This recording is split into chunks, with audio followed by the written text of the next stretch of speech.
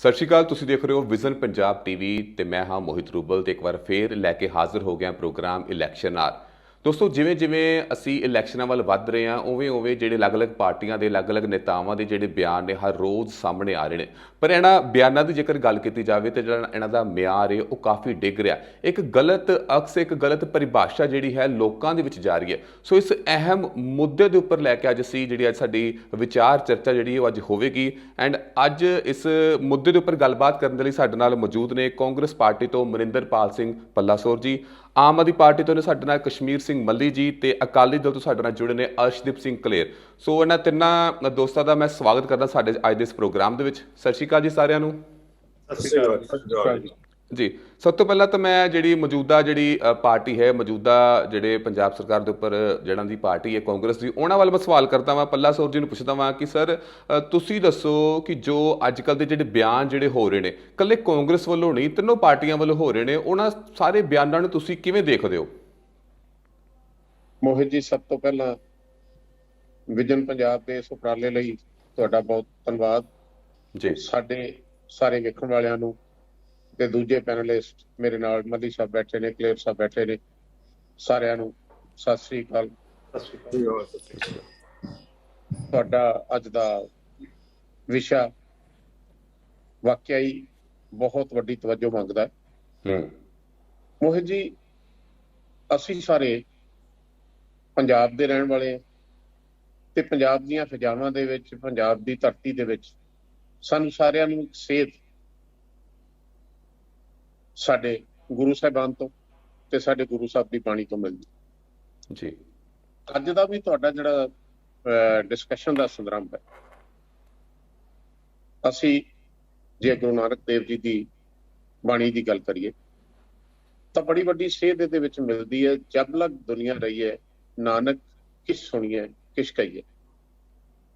ਵਿਚਾਰ ਚਰਚਾ, ਵਿਚਾਰਾਂ ਦਾ ਆਦਾਨ ਪ੍ਰਦਾਨ ਗੁਰੂ ਸਾਹਿਬ ਨੇ ਵੀ ਕਰਨ ਵਾਸਤੇ ਜਿਹੜੀ ਹੈ ਉਹ ਸਾਨੂੰ ਸੇਧ ਦਿੱਤੀ ਜੀ। ਬਟ ਉਹਨਾਂ ਵਿਚਾਰਾਂ ਦੀ ਭਾਵਨਾ ਤੱਕ ਆਦਾਨ ਪ੍ਰਦਾਨ ਰਹਿਣਾ ਚਾਹੀਦਾ। ਤੁਸੀਂ ਜਿਹੜੀ ਅੱਜ ਗੱਲ ਕੀਤੀ ਹੈ, ਜਿਹੜਾ ਲੈਵਲ, ਜਿਹੜਾ ਮਿਆਰ ਗਿਰਿਆ, ਉਹ ਮੇਰਾ ਖਿਆਲ ਹੈ ਇਹਨਾਂ ਦਾ ਕੋਈ ਨੁਕਸਾਨ ਨਹੀਂ ਹੋਣਾ, ਬਲੇਮ ਕਰਨ ਵਾਲੇ ਦਾ ਕੋਈ ਫਾਇਦਾ ਨਹੀਂ ਹੋਣਾ। ਸਿਰਫ ਸਿਸਟਮ ਦੇ ਵਿੱਚ ਅਸੀਂ ਇੱਕ ਗੰਧਲਾਪਨ ਜਿਹੜਾ ਉਹ ਪੈਦਾ ਕਰ ਰਹੇ ਹਾਂ। ਰਾਜਨੀਤੀ ਦੇ ਵਿੱਚ ਇਹ ਗੱਲਾਂ ਨਹੀਂ ਹੋਣੀਆਂ ਚਾਹੀਦੀਆਂ। ਰਾਜਨੀਤੀ ਵਿਚਾਰ ਚਰਚਾ ਦਾ ਬਹੁਤ ਉੱਚਾ ਮਾਧਿਅਮ ਹੈ, ਜਿਹੜਾ ਉੱਚਾ ਰਹਿਣਾ ਚਾਹੀਦਾ ਜੀ। ਆਮ ਆਦਮੀ ਪਾਰਟੀ ਤੋਂ ਮੈਂ ਕਸ਼ਮੀਰ ਸਿੰਘ ਮੱਲੀ ਜੀ ਤੋਂ ਜਾਣਨਾ ਚਾਹਾਂਗਾ ਕਿ ਉਹਨਾਂ ਦੀ ਕੀ ਰਾਏ ਆ, ਕਿ ਉਹਨਾਂ ਦੀ ਪਾਰਟੀ ਦੇ ਜਿਹੜੇ ਨੁਮਾਇੰਦਗੇ ਨੇ ਜਾਂ ਜਿਹੜੇ ਹੋਰ ਪਾਰਟੀ ਦੇ ਜਿਹੜੇ ਨੇਤਾ ਲੋਕ ਨੇ ਜੋ ਇਹੋ ਜਿਹੀ ਸ਼ਬਦਾਵਲੀ ਦਾ ਇਸਤੇਮਾਲ ਕਰ ਰਹੇ ਨੇ, ਜੋ ਲੋਕਾਂ 'ਚ ਗਲਤ ਮੈਸੇਜ ਆ ਰਿਹਾ, ਉਹਨਾਂ ਬਾਰੇ ਉਹਨਾਂ ਦਾ ਕੀ ਵਿਚਾਰ ਹੈ? ਕਿਉਂਕਿ ਬਹੁਤ ਜੀ ਗੱਲ ਇਸ ਤਰ੍ਹਾਂ ਹੈਗੀ ਆ ਤੇ ਕੋਈ ਜ਼ਮਾਨਾ ਹੁੰਦਾ ਸੀਗਾ ਜਦੋਂ ਮੁੱਦੇ ਉੱਪਰ ਜਿਹੜੀ ਰਾਜਨੀਤੀ ਕੀਤੀ ਜਾਂਦੀ ਸੀਗੀ, ਹਰੇਕ ਪਾਰਟੀ ਆਪਣੇ ਮੁੱਦੇ ਦੱਸਦੀ ਸੀਗੀ ਔਰ ਰਾਜਨੀਤੀ ਕਰਦੀ ਸੀਗੀ। ਪਰ ਬੜੇ ਅਫਸੋਸ ਔਰ ਉਦੋਂ ਲੋਕਾਂ ਦਾ, ਚਾਹੇ ਵਿਰੋਧੀ ਪਾਰਟੀ ਵੀ ਸੀਗੇ, ਸਾਰੇ ਆਪਣੇ ਆਪ 'ਚ ਬਹੁਤ ਤਾਲਮੇਲ ਹੁੰਦਾ। ਸਾਡੇ ਨੇਤਾਵਾਂ ਹੁੰਦੇ ਸੀਗੇ ਜਾਂ ਸਾਡੇ ਜਿਹੜੇ ਵਰਕਰ ਹੁੰਦੇ ਹੈਗੇ ਆ। ਪਰ ਬੜੇ ਅਫਸੋਸ ਨਾਲ ਕਹਿਣਾ ਪੈਂਦਾ ਕਿ ਥੋੜੇ ਸਮੇਂ ਤੋਂ ਇਹ ਜਿਹੜੇ ਆ ਇੰਡੀਵਿਜੂਅਲੀ ਜਿਹੜੇ ਐਲੀਗੇਸ਼ਨ ਆਉਣ ਲੱਗ ਪਏ ਆ, ਜਿਹੜੇ ਕਿ ਸਿਆਸਤ ਵਿੱਚ ਨਹੀਂ ਹੋਣੇ ਚਾਹੀਦੇ। ਹਮੇਸ਼ਾ ਜਿਹੜੇ ਸਿਆਸਤ ਹੈਗੇ ਮੁੱਦਾ ਉਪਰਾਉਣ ਚਾਹੀਦੇ ਆ। ਤੁਸੀਂ ਆਪਣੇ ਮੁੱਦੇ ਦੱਸੋ ਵੀ ਸਾਡੇ ਆਹ ਮੁੱਦੇ ਹੈਗੇ ਆ, ਸਾਡੇ ਆਹ ਮੈਨੀਫੈਸਟੋ ਹੈਗੇ ਆ, ਅਸੀਂ ਇਸ ਤਰ੍ਹਾਂ ਜਿਹੜਾ ਇਹਨੂੰ ਹੱਲ ਕਰਾਂਗੇ। ਜਿਹੜੇ ਇੰਡੀਵਿਜੂਅਲ ਲੈਵਲ ਤੇ ਐਲੀਗੇਸ਼ਨ ਲੱਗਣ ਲੱਗ ਪਏ ਹੈਗੇ ਆ, ਉਹ ਜਿਹੜੀ ਮਿਆਰ ਹੈਗੇ ਨਾ ਬਹੁਤ ਘੱਟ ਗਿਆ ਹੈਗਾ ਆ। ਉਹ ਜਿਹੜਾ ਕਿ ਆਉਣ ਵਾਲੇ ਸਮੇਂ ਨੇ ਬਹੁਤ ਘਾਤਕ ਹੋਏਗਾ। ਇੰਡੀਵਿਜੂਅਲਿਟੀ ਦੇ ਤੌਰ ਤੇ ਇੱਕ ਦੂਜੇ ਨਾਲ ਦੁਸ਼ਮਣ ਦੇ ਤੌਰ ਤੇ ਦੇਖਣ ਲੱਗ ਪਿਆ, ਜਿਹੜੀ ਕਿ ਸਮਾਜ ਦੇ ਵਿੱਚ ਬਹੁਤ ਗਲਤ ਰੀਤ ਹੋਏਗੀ। ਔਰ ਮੈਂ ਤਾਂ ਇਹ ਰਿਕੁਐਸਟ ਕਰਦਾ ਹਾਂ, ਜਿਹਨੇ ਪੋਲੀਟੀਸ਼ੀਅਨ ਹੈਗਾ, ਚਾਹੇ ਕਿਸੇ ਵੀ ਪਾਰਟੀ ਦੇ ਪੋਲੀਟੀਸ਼ੀਅਨ ਹੋ ਗਏ ਆ, ਭਾਈ ਤੁਸੀਂ ਆਪਣੇ ਮੁੱਦੇ ਦੱਸੋ ਲੋਕਾਂ ਨੂੰ ਔਰ ਆਪ ਚ ਤੁਸੀਂ ਪਿਆਰ ਨਾਲ ਰਹੋ, ਪਿਆਰ ਨਾਲ ਗੱਲਬਾਤ ਕਰੋ, ਪਿਆਰ ਨਾਲ ਮਿਲੋ। ਇੰਡੀਵਿਜੂਅਲ ਜਿਹੜੇ ਇੱਕ ਦੂਜੇ ਦੇ ਦੁਸ਼ਮਣਬਾਜ਼ੀ ਹੈਗੀ ਆ, ਉਹ ਬਿਲਕੁਲ ਨਹੀਂ ਹੋਣੀ ਚਾਹੀਦੀ ਜੀ। ਵਾਕਈ ਮੈਂ ਹੁਣ ਅਗਲਾ ਜਿਹੜਾ ਸਵਾਲ ਹੈ ਅਰਸ਼ਦੀਪ ਤੋਂ ਪੁੱਛਦਾ ਵਾਂ ਤੇ ਨਾਲ ਇਹ ਵੀ ਕਹਿਣਾ ਕਿ ਲੋਕਾਂ ਦੇ ਵਿੱਚ ਇੱਕ ਨਾ ਹੈਲਦੀ ਡਿਸਕਸ਼ਨ ਹੋਣੀ ਚਾਹੀਦੀ, ਪਰ ਲੋਕਾਂ ਦੇ ਵਿੱਚ ਨਾ ਹੁਣ ਗਾਲਾਂ ਜਿਹੜੀਆਂ ਨੇ ਉਹ ਵੰਡੀਆਂ ਜਾ ਰਹੀਆਂ ਨੇ, ਇੱਕ ਦੂਜੇ ਪ੍ਰਤੀ ਨਫ਼ਰਤ ਪੈਦਾ ਕੀਤੀ ਜਾ ਰਹੀ ਹੈ। ਕਲੀਅਰ ਜੀ, ਤੁਸੀਂ ਕੀ ਕਹਿੰਦੇ ਹੋ, ਕਿ ਤੁਹਾਡਾ ਕੀ ਵਿਚਾਰ ਇਸ ਪੂਰੇ ਮੁੱਦੇ ਦੇ ਬਾਰੇ? ਮੋਹਿਤ ਜੀ, ਦੇਖੋ, ਮੈਂ ਇਹ ਗੱਲ ਕਹਿਣਾ ਕਿ ਜਿਹੜੀ ਰਾਜਨੀਤੀ ਹੈ, ਰਾਜਨੀਤੀ ਹਮੇਸ਼ਾ ਹੀ ਮੁੱਦਿਆਂ ਦੇ ਆਧਾਰਿਤ ਹੋਣੀ ਚਾਹੀਦੀ ਹੈ। ਤੁਸੀਂ ਆਪਣੇ ਕੰਮਾਂ ਨੂੰ ਲੋਕਾਂ ਦੇ ਤੱਕ ਪਹੁੰਚਾਓ। ਔਰ ਇਹ ਨਹੀਂ, ਅਗਰ ਤੁਸੀਂ ਪੰਜਾਬ ਨੂੰ ਦੇਖੋਗੇ, ਮੈਂ ਪੰਜਾਬ ਇੱਕ ਗੁਰੂਆਂ ਪੀਰਾਂ ਦੀ ਧਰਤੀ ਹੈ ਔਰ ਉਹਦੇ ਜਿਹੜੇ ਲੋਕ ਨੇ ਉਹਨਾਂ ਨੇ ਹਮੇਸ਼ਾ ਇਸ ਰਾਜਨੀਤੀ ਨੂੰ ਨਕਾਰਿਆ। ਮੈਂ ਉਰੇ ਕਿਸੇ ਦਿਨ ਲਾ ਕੇ ਗੱਲ ਨਹੀਂ ਕਹਿਣੀ ਚਾਹੁੰਦਾ ਜਾਂ ਕਿਸੇ ਪਾਰਟੀ ਦੇ ਪ੍ਰਤੀ ਨਹੀਂ ਕਹਿਣੀ ਚਾਹੁੰਦਾ, ਪਰ ਤੁਸੀਂ ਦੇਖਿਆ ਹੋਣਾ ਕਿ 2007 ਦੇ ਵਿੱਚ ਵੀ ਜਦੋਂ ਕੈਪਟਨ ਅਮਰਿੰਦਰ ਸਿੰਘ ਕਾਫੀ ਜ਼ਿਆਦਾ ਐਸੀ ਭਾਸ਼ਾ ਵਰਤਦੇ ਸੀ, ਪੰਜਾਬ ਨੇ ਨਕਾਰਿਆ। 2012 ਦੇ ਵਿੱਚ ਉਹਨਾਂ ਨੇ ਖੁੰਡਾ ਚੱਕਿਆ ਕਿ ਮੈਂ ਖੁੰਡੇ ਨਾਲ ਸਿੱਧਾ ਕਰੂੰ, ਲੋਕਾਂ ਨੇ ਉਹ ਗੱਲ ਨਕਾਰੀ। ਔਰ ਅੱਜ ਮੈਂ ਸਪੈਸ਼ਲੀ ਨਾਮ ਲੈ ਕੇ ਕਹਿਣਾ ਚਾਹੁੰਦਾ ਕਿ ਇਹਨੂੰ ਕਿਤੇ ਪਰਸਨਲ ਕਮੈਂਟ ਨਾ ਲਿਆ ਜਾਵੇ। ਜਿਸ ਤਰੀਕੇ ਦੀ ਸ਼ਬਦਾਵਲੀ ਆਮ ਆਦਮੀ ਪਾਰਟੀ ਦੇ ਭਗਵੰਤ ਮਾਨ ਸਾਹਿਬ ਸਟੇਜਾਂ ਤੇ, ਚਾਹੇ ਉਹ ਕਿੱਕਲੀ ਪਾ ਕੇ, ਚਾਹੇ ਬੀਬਾ ਹਰਸਿਮਰਤ ਕੌਰ ਬਾਦਲ ਨੂੰ, ਕਿਉਂਕਿ ਉਹ ਤਾਂ ਬਾਬੇ ਨਾਨਕ ਦੇ ਫਲਸਫੇ ਤੋਂ ਵੀ ਦੂਰ ਚਲੇ ਗਏ ਕਿ ਸੋ ਕਿਉ ਮੰਦਾ ਆਖੀ ਜਿਤ ਜੰਮੇ ਰਾਜਾਨ, ਉਹਨਾਂ ਨੇ ਸਟੇਜਾਂ ਤੋਂ ਓਪਨਲੀ ਮਾੜੀ ਭਾਸ਼ਾ ਵਰਤੀ। ਲੋਕਾਂ ਨੇ 2017 ਦੇ ਵਿੱਚ ਉਹ ਵੀ ਨਕਾਰੀ। ਔਰ ਅੱਜ ਉਸੇ ਰਾਹ ਦੇ ਉੱਤੇ ਨਵਜੋਤ ਸਿੱਧੂ ਤੁਰੇ ਹੋਏ ਨੇ। ਕਿਸ ਤਰੀਕੇ ਦੇ ਨਾਲ ਪੰਜਾਬ ਦੇ ਰਿਸ਼ਤਿਆਂ ਨੂੰ, ਸਾਡੇ ਰਿਸ਼ਤਿਆਂ ਨੂੰ ਵੀ ਅਪਮਾਨਿਤ ਕਰਨ ਦੀ ਕੋਸ਼ਿਸ਼ ਸਟੇਜਾਂ ਤੋਂ ਜਿਹੜੀ ਕੀਤੀ ਜਾ ਰਹੀ ਹੈ। ਵਿਜ਼ਨ ਦੀ ਗੱਲ ਨਾ ਨਵਜੋਤ ਸਿੱਧੂ ਕਰਦੇ ਨੇ, ਵਿਜ਼ਨ ਦੀ ਗੱਲ ਨਾ ਕੋਈ ਆਮ ਆਦਮੀ ਪਾਰਟੀ ਕਰ ਰਹੀ ਹੈ। ਸਿਰਫ ਇੱਕ ਗੱਲਾਂ ਦੇ ਨਾਲ ਔਰ ਇੱਕ ਮਾੜੀ ਸ਼ਬਦਾਵਲੀ ਦੇ ਨਾਲ ਜੇ ਆਪਾਂ ਰਾਜਨੀਤੀ ਨੂੰ ਅੱਗੇ ਲੈ ਕੇ ਜਾਵਾਂਗੇ ਤਾਂ ਉਹ ਮਾੜੀ ਗੱਲ ਹੈ ਜੀ। ਔਰ ਮੈਂ ਦੋਨੇ ਪਾਰਟੀਆਂ ਨੂੰ ਇੱਕ ਸਵਾਲ ਪੁੱਛਣਾ ਚਾਹੁੰਦਾ ਕਿ ਅਗਰ ਸ਼੍ਰੋਮਣੀ ਅਕਾਲੀ ਦਲ ਦੀ 10 ਸਾਲ ਦੀ ਸਰਕਾਰ ਰਹੀ ਹੈ, 2007 ਤੋਂ 17 ਰਹੀ ਹੈ, ਤੁਸੀਂ ਉਹ ਸਰਕਾਰ ਦੀ ਪਾਲਿਸੀਆਂ ਦੀ ਖਾਮੀ ਗਿਣਾਓ, ਤੁਸੀਂ ਉਹ ਸਰਕਾਰ ਦੇ ਕੀਤੇ ਕੰਮਾਂ ਨੂੰ ਦੱਸੋ ਜੇ ਕੋਈ ਗਲਤ ਹੋਇਆ ਜਾਂ ਸਹੀ ਹੋਇਆ। ਤੁਸੀਂ ਅਗਰ ਕੋਈ ਸਰਕਾਰ ਦੇ ਵਿੱਚ ਕਿਸੇ ਨੇ ਕੋਈ ਘਪਲਾ ਕੀਤਾ ਉਹ ਲੋਕਾਂ ਦੇ ਸਾਹਮਣੇ ਰੱਖੋ।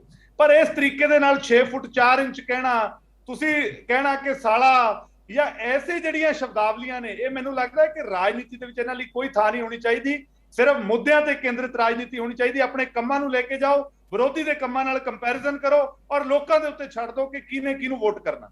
ਜੀ ਵਾਕਈ ਜੀ, ਜਿਹੜੀ ਤੁਸੀਂ ਗੱਲ ਕਹੀ ਬਿਲਕੁਲ ਸਹੀ ਆਖੀ ਹੈ। ਤੇ ਮੈਂ ਪੱਲਾ ਸੌਰ ਜੀ ਤੋਂ ਵੀ ਇਹੀ ਗੱਲ ਪੁੱਛਦਾ ਕਿ ਪੱਲਾ ਸੌਰ ਜੀ, ਕਿ ਤੁਸੀਂ ਪਾਵਰ ਵਿੱਚੋਂ, ਠੀਕ ਹੈ, ਤੁਹਾਡੇ ਤੋਂ ਆਪ ਦੇ ਮੁੱਦੇ ਹੋਣੇ ਚਾਹੀਦੇ ਨੇ ਕਿ ਅਸੀਂ ਆਹ ਕੰਮ ਕੀਤਾ ਸੀ, ਉਹ ਕੰਮ ਕੀਤਾ, ਪਰ ਤੁਹਾਡੇ ਜਿਹੜੇ ਨਵਜੋਤ ਸਿੰਘ ਸਿੱਧੂ ਨੇ ਜਾਂ ਫਿਰ ਕੈਪਟਨ ਅਮਰਿੰਦਰ ਸਿੰਘ ਨੇ, ਉਹ ਕਈ ਵਾਰ ਜਾਨਵਰਾਂ ਨਾਲ ਤੁਲਨਾ ਕਰ ਦਿੰਦੇ ਨੇ। ਕਿਸੇ ਨੂੰ ਚੋਰ ਕਹਿ ਦੇਣਾ, ਕਿਸੇ ਨੂੰ ਠੱਗ ਕਹਿ ਦੇਣਾ, ਇਹ ਚੰਗੀ ਸ਼ਬਦਾਵਲੀ ਨਹੀਂ ਹੈ। ਲੋਕਾਂ ਦੇ ਵਿੱਚ ਗਲਤ ਮੈਸੇਜ ਆ ਰਿਹਾ ਹੈ ਤੇ ਤੁਹਾਡੇ ਬਾਰੇ ਵੀ ਇੱਕ ਗਲਤ ਇਮੇਜ ਜਿਹੜੀ ਹੈ ਕ੍ਰੀਏਟ ਹੋ ਰਹੀ ਹੈ ਲੋਕਾਂ ਦੇ ਵਿੱਚ। ਉਹਦੇ ਬਾਰੇ ਤੁਸੀਂ ਕੀ ਕਹਿੰਦੇ ਹੋ?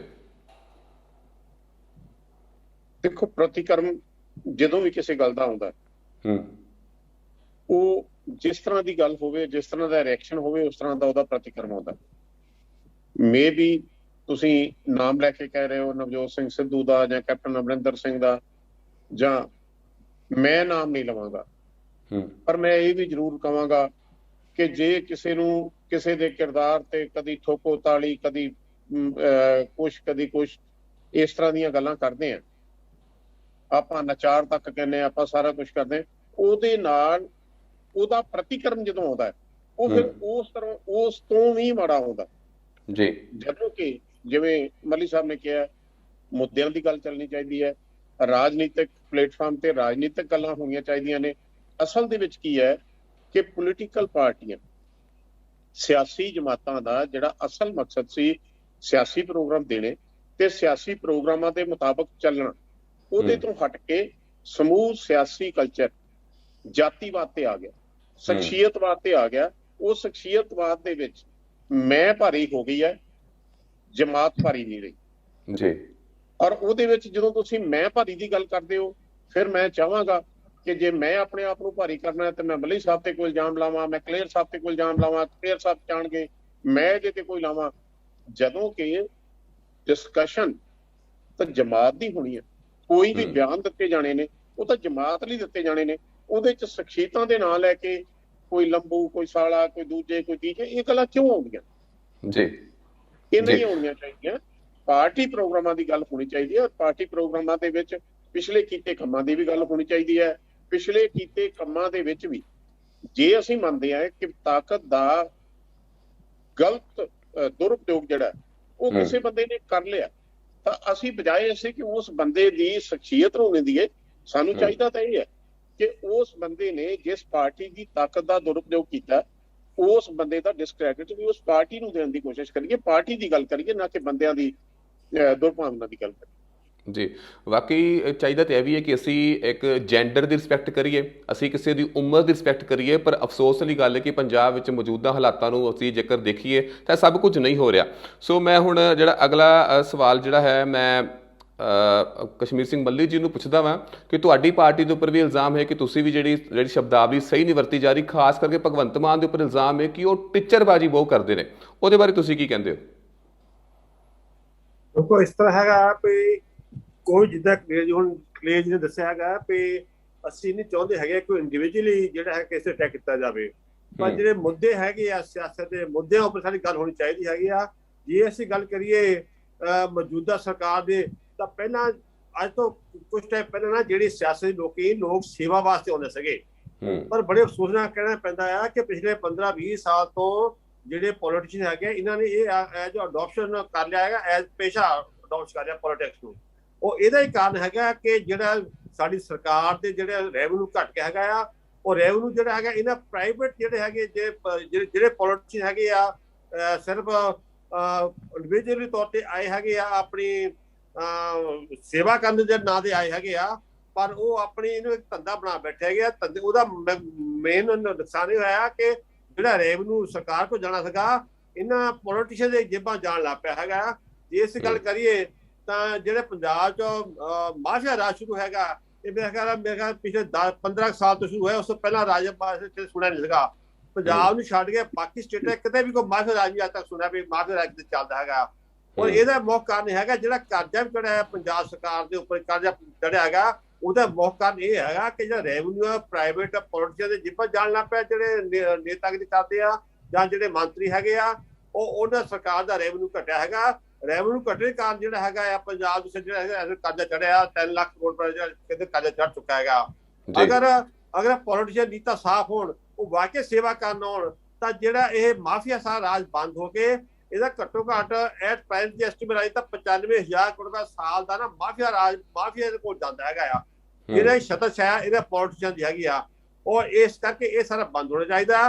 ਅਗਰ ਇਹ ਬੰਦ ਹੋਏਗਾ ਤਾਂ ਸਰਕਾਰ ਕੋਲ ਰੈਵਨਿਊ ਆਏਗਾ, ਸਰਕਾਰ ਕੋਲ ਰੈਵਨਿਊ ਆਊਗਾ ਤਾਂ ਉਹ ਲੋਕਾਂ ਦੇ ਉੱਪਰ ਜਿਹੜਾ ਹੈਗਾ ਆ ਉਹ ਖਰਚ ਕਰੇਗੀ, ਜਿਹਦਾ ਲੋਕਾਂ ਦੀ ਭਲਾਈ ਹੋਏਗੀ। ਜਿੱਥੋਂ ਤੱਕ ਭਗਵੰਤ ਮਾਨ ਦੀ ਗੱਲ ਹੈਗੀ ਆ, ਇਹ ਠੀਕ ਹੈ ਕੋਨੇ ਕੁਛ ਇੱਕ ਲਫ਼ਜ਼ ਉਹ ਵਰਤਦਾ ਹੈਗਾ ਆ, ਮਜ਼ਾਕ ਕੇ ਵਰਤਿਆ, ਪਰ ਮੈਂ ਵੀ ਚਾਹੁੰਦਾ ਹੈਗਾ ਕਿ ਇਦਾਂ ਦੇ ਲਫ਼ਜ਼ ਨਹੀਂ ਵਰਤਣੇ ਚਾਹੀਦੇ।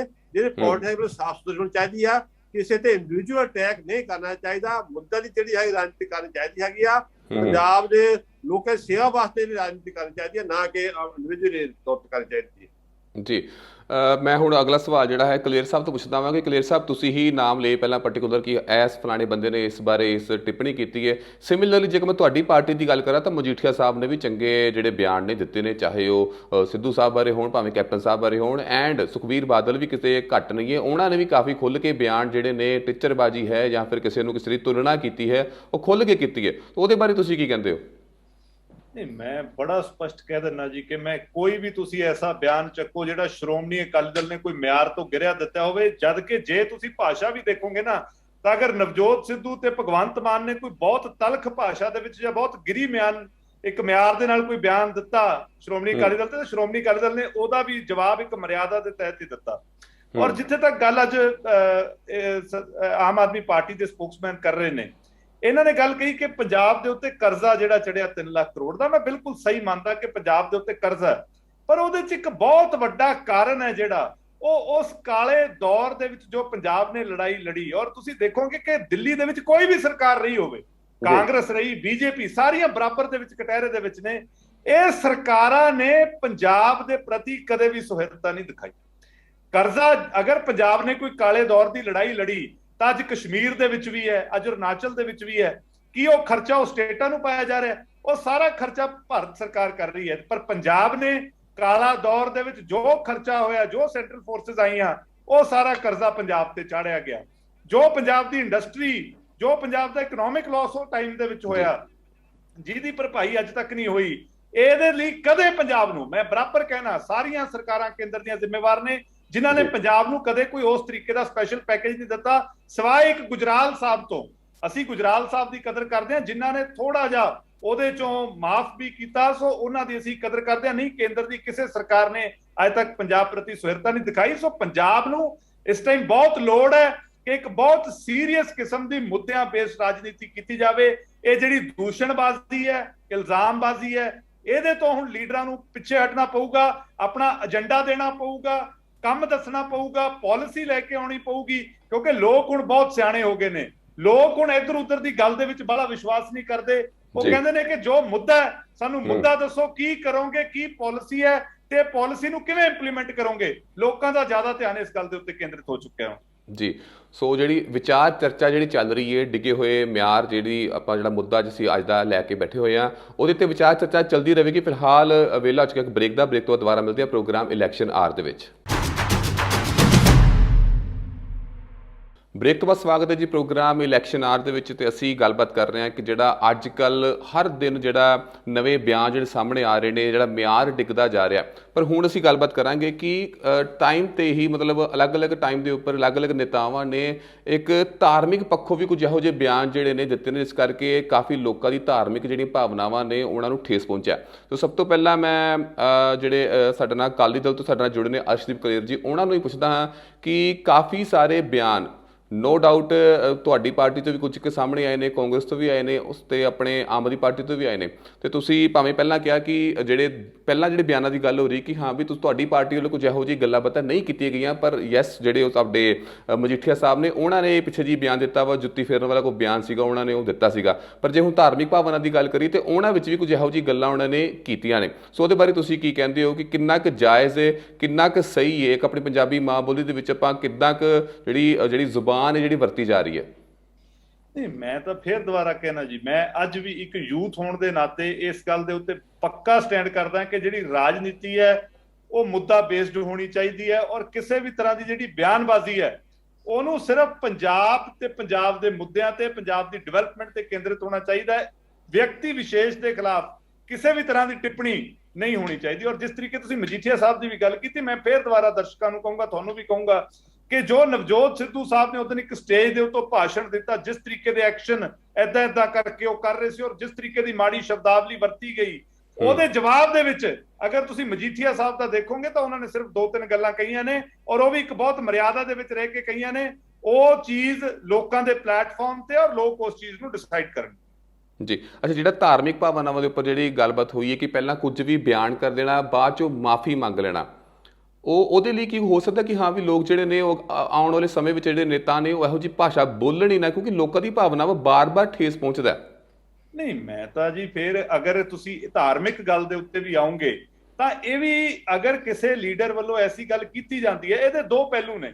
ਇਹਦੇ ਵਿੱਚ ਕਈ ਵਾਰੀ ਤੁਸੀਂ ਅਣਜਾਣ ਦੇ ਤੌਰ ਤੇ ਵੀ ਗੱਲ ਕਰ ਦਿੰਦੇ ਹੋ, ਕਈ ਵਾਰ ਜਾਣ ਬੁੱਝ ਕੇ ਵੀ ਐਸੇ ਕੀਤੀਆਂ ਜਾਂਦੀਆਂ। ਜਿੱਦਾਂ ਕਿ ਮੈਂ ਫੇਰ ਦੁਬਾਰਾ ਪਾਰਟੀ ਨੂੰ ਟਾਰਗੇਟ ਨਹੀਂ ਕਰਦਾ, 2017 ਦੇ ਵਿੱਚ ਪੰਜਾਬ ਦੀ ਰਾਜਨੀਤੀ ਦੇ ਵਿੱਚ ਪਹਿਲੀ ਵਾਰ ਹੋਇਆ ਹੋਣਾ ਕਿ ਕਿਸੇ ਪੋਲੀਟੀਕਲ ਸਟੇਜ ਦੇ ਉੱਤੇ ਗੁਟਕਾ ਸਾਹਿਬ ਵਰਗੀ ਪਵਿੱਤਰ ਚੀਜ਼ ਨੂੰ ਲਿਆ ਕੇ ਸਹੁੰ ਖਾਧੀ ਗਈ ਹੋਣੀ, ਤਾਂ ਉਹ ਵੀ ਆਪਣੇ ਆਪ ਦੇ ਵਿੱਚ ਇੱਕ ਬਹੁਤ ਚਿੰਤਾ ਦਾ ਵਿਸ਼ਾ ਹੈ। ਕਿਉਂਕਿ ਲੋਕਾਂ ਦੇ ਵਿੱਚ ਪਾਲਿਸੀ ਜਾਣੀ ਚਾਹੀਦੀ ਹੈ, ਲੋਕਾਂ ਦੇ ਵਿੱਚ ਕੰਮ ਜਾਣੇ ਚਾਹੀਦੇ ਨੇ। ਉੱਥੇ ਤੁਸੀਂ ਧਾਰਮਿਕ ਤੌਰ ਤੇ ਗੁਟਕਾ ਸਾਹਿਬ ਲਿਆ ਕੇ ਲੋਕਾਂ ਦੇ ਇਮੋਸ਼ਨ ਨੂੰ ਕੈਚ ਕਰਨ ਦੀ ਜਿਹੜੀ ਕੋਸ਼ਿਸ਼ ਹੋਈ, ਇਹ ਚੀਜ਼ਾਂ ਤੋਂ ਗੁਰੇਜ਼ ਕਰਨਾ ਚਾਹੀਦਾ। ਔਰ ਲੀਡਰ ਸਾਹਿਬਾਨ ਜਿਹੜੇ ਵੀ ਨੇ ਉਹਨਾਂ ਨੂੰ ਇਸ ਚੀਜ਼ ਦਾ ਖਾਸ ਧਿਆਨ ਰੱਖਣਾ ਚਾਹੀਦਾ ਹੈ ਕਿ ਧਾਰਮਿਕ ਪੱਖ ਤੇ ਬੋਲਣ ਲੱਗੇ ਬਹੁਤ ਸੰਜਮ, ਬਹੁਤ ਮਰਿਆਦਾ, ਤੇ ਕੋਈ ਵੀ ਐਸੀ ਚੀਜ਼ ਨਹੀਂ ਕਹਿਣੀ ਚਾਹੀਦੀ ਜਿਹੜੀਆਂ ਕਿਸੇ ਦੀ ਭਾਵਨਾਵਾਂ ਨੂੰ ਠੇਸ ਪਹੁੰਚਾਉਂਦੀ ਹੋ। ਜੀ ਪੱਲਾਸੁਰ ਜੀ, ਜਿਵੇਂ ਕਿ ਕਲੇਰ ਸਾਹਿਬ ਨੇ ਕਿਹਾ ਕਿ ਧਾਰਮਿਕ ਪੱਖਾਂ ਦੇ ਉੱਪਰ ਕੋਈ ਵੀ ਜਦੋਂ ਗੱਲਬਾਤ ਕਰੇ ਉਹਨੂੰ ਸੋਚ ਸਮਝ ਕੇ ਬੋਲਣਾ ਚਾਹੀਦਾ, ਪਰ ਕਾਂਗਰਸ ਪਾਰਟੀ ਦੇ ਹੀ ਜਿਹੜੇ ਮੁੱਖ ਮੰਤਰੀ ਨੇ ਉਹਨਾਂ ਨੇ ਪਹਿਲਾਂ ਸਹੁੰ ਚੁੱਕ ਲਈ। ਉਸ ਤੋਂ ਬਾਅਦ ਜਦੋਂ ਨਵਜੋਤ ਸਿੰਘ ਸਿੱਧੂ ਜਿਹੜੇ ਪ੍ਰਧਾਨ ਬੰਦੇ ਨੇ ਉਹਨਾਂ ਨੇ ਵੀ ਕਬੀਰ ਸਾਹਿਬ ਦੇ ਦੋਹੇ ਦਾ ਇਸਤੇਮਾਲ ਜਿਹੜਾ ਕੀਤਾ ਆਪਣੇ ਫੇਵਰ ਲਈ ਕੀਤਾ। ਸੋ ਇਹੋ ਜਿਹੀਆਂ ਚੀਜ਼ਾਂ ਜਿਹੜੀਆਂ ਨੇ ਉਹਦੇ ਕਰਕੇ ਵੀ ਲੋਕਾਂ ਦੇ ਵਿੱਚ ਇੱਕ ਗੁੱਸਾ ਪ੍ਰਗਟ ਹੋ ਜਾਂਦਾ। ਕੰਮ ਕੀਤਾ ਨਾ ਕੀਤਾ ਉਹ ਵੱਖਰੀ ਗੱਲ ਆ ਜਾਂਦੀ ਇੱਕ ਪੁਆਇੰਟ ਤੇ ਆ ਕੇ, ਕਿਉਂਕਿ ਪੰਜਾਬ ਜਿਹੜਾ ਹੈ ਉਹ ਧਰਮ ਪ੍ਰਤੀ ਬੜਾ ਜ਼ਿਆਦਾ ਐਕਟਿਵ ਹੈ, ਜੋ ਕਿ ਚੰਗੀ ਗੱਲ ਵੀ ਹੈ। ਤੇ ਉਹਦੇ ਬਾਰੇ ਤੁਸੀਂ ਕੀ ਕਹਿੰਦੇ ਹੋ ਕਿ ਜਿਹੜੀਆਂ ਭਾਸ਼ਾਵਾਂ ਜਿਹੜੀਆਂ ਯੂਜ਼ ਕੀਤੀ ਜਾਂਦੀਆਂ ਨੇ ਜਾਂ ਫਿਰ ਜਿਹੜੇ ਸ਼ਲੋਕ ਨੇ ਜਾਂ ਜਿਹੜੀ ਬਾਣੀ ਹੈ ਉਹਦਾ ਅਲੱਗ ਇਸਤੇਮਾਲ ਕੀਤਾ ਜਾਂਦਾ? ਮੇਰੀ ਇਹਦੇ ਵਿੱਚ ਇਹ ਸੋਚ ਹੈ ਜੀ ਕਿ ਜਿਸ ਬਾਣੀ ਦੇ ਵਿੱਚ ਸਾਡੀ ਆਸਥਾ ਹੈ, ਜਿਸ ਵਿਚਾਰ ਦੇ ਵਿੱਚ ਸਾਡੀ ਆਸਥਾ ਹੈ, ਜੇ ਉਸ ਤੋਂ ਸੇਧ ਲੈ ਕੇ, ਜੇ ਉਸ ਦਾ ਉਚਾਰਨ ਕਰਕੇ ਆਪਣੀ ਗੱਲ ਰੱਖੀ ਜਾਂਦੀ ਹੈ ਤਾਂ ਇਹਦੇ ਵਿੱਚ ਕੋਈ ਮਾੜੀ ਗੱਲ ਨਹੀਂ ਹੈ। ਗੱਲ ਸਿਰਫ ਉੱਥੇ ਆਉਂਦੀ ਹੈ ਕਿ ਉਸ ਚੀਜ਼ ਦਾ ਵਿਚਾਰ ਕਰਨ ਵਾਲੇ ਦੀ ਆਪਣੀ ਭਾਵਨਾ ਕੀ, ਉਹ ਆਪਣੇ ਵਾਸਤੇ ਕਰ ਰਿਹਾ ਜਾਂ ਪਾਰਟੀ ਪਲੇਟਫਾਰਮ ਲਈ ਕਰ ਰਿਹਾ। ਜੇ ਕਿਸੇ ਨੇ ਗੁਟਕਾ ਸਾਹਿਬ ਨੂੰ ਲਿਆ ਕੇ ਉਹਦੀ ਸਹੁੰ ਖਾਧੀ ਹੈ ਤਾਂ ਉਹ ਉਹਦੀ ਆਸਥਾ ਦੀ ਪ੍ਰਤੀਕ ਸੀਗੀ। ਇਸ ਕਰਕੇ ਉਹਨੇ ਉਸ ਆਸਥਾ ਦੇ ਵਿੱਚ ਲੋਕਾਂ ਦੀ ਗੱਲ ਕਰਨ ਦੀ ਬਜਾਏ, ਕਿਉਂਕਿ ਇਸ ਤੋਂ ਪਹਿਲਾਂ ਉਹ ਵੀ ਤਾਂ ਲੋਕਾਂ ਦੀ ਆਸਥਾ ਹੀ ਸੀ, ਜਿਹੜੇ ਵਿਚਾਰੇ ਚੌਂਕਾਂ ਦੇ ਵਿੱਚ ਧਰਨੇ ਲਾ ਕੇ ਬੈਠੇ ਸੀ ਤੇ ਗੋਲੀਆਂ ਮਾਰ ਕੇ ਭੁੰਨ ਦਿੱਤੇ ਗਏ, ਉਹ ਵੀ ਤਾਂ ਆਸਥਾ ਲੈ ਕੇ ਬੈਠੇ ਸੀ।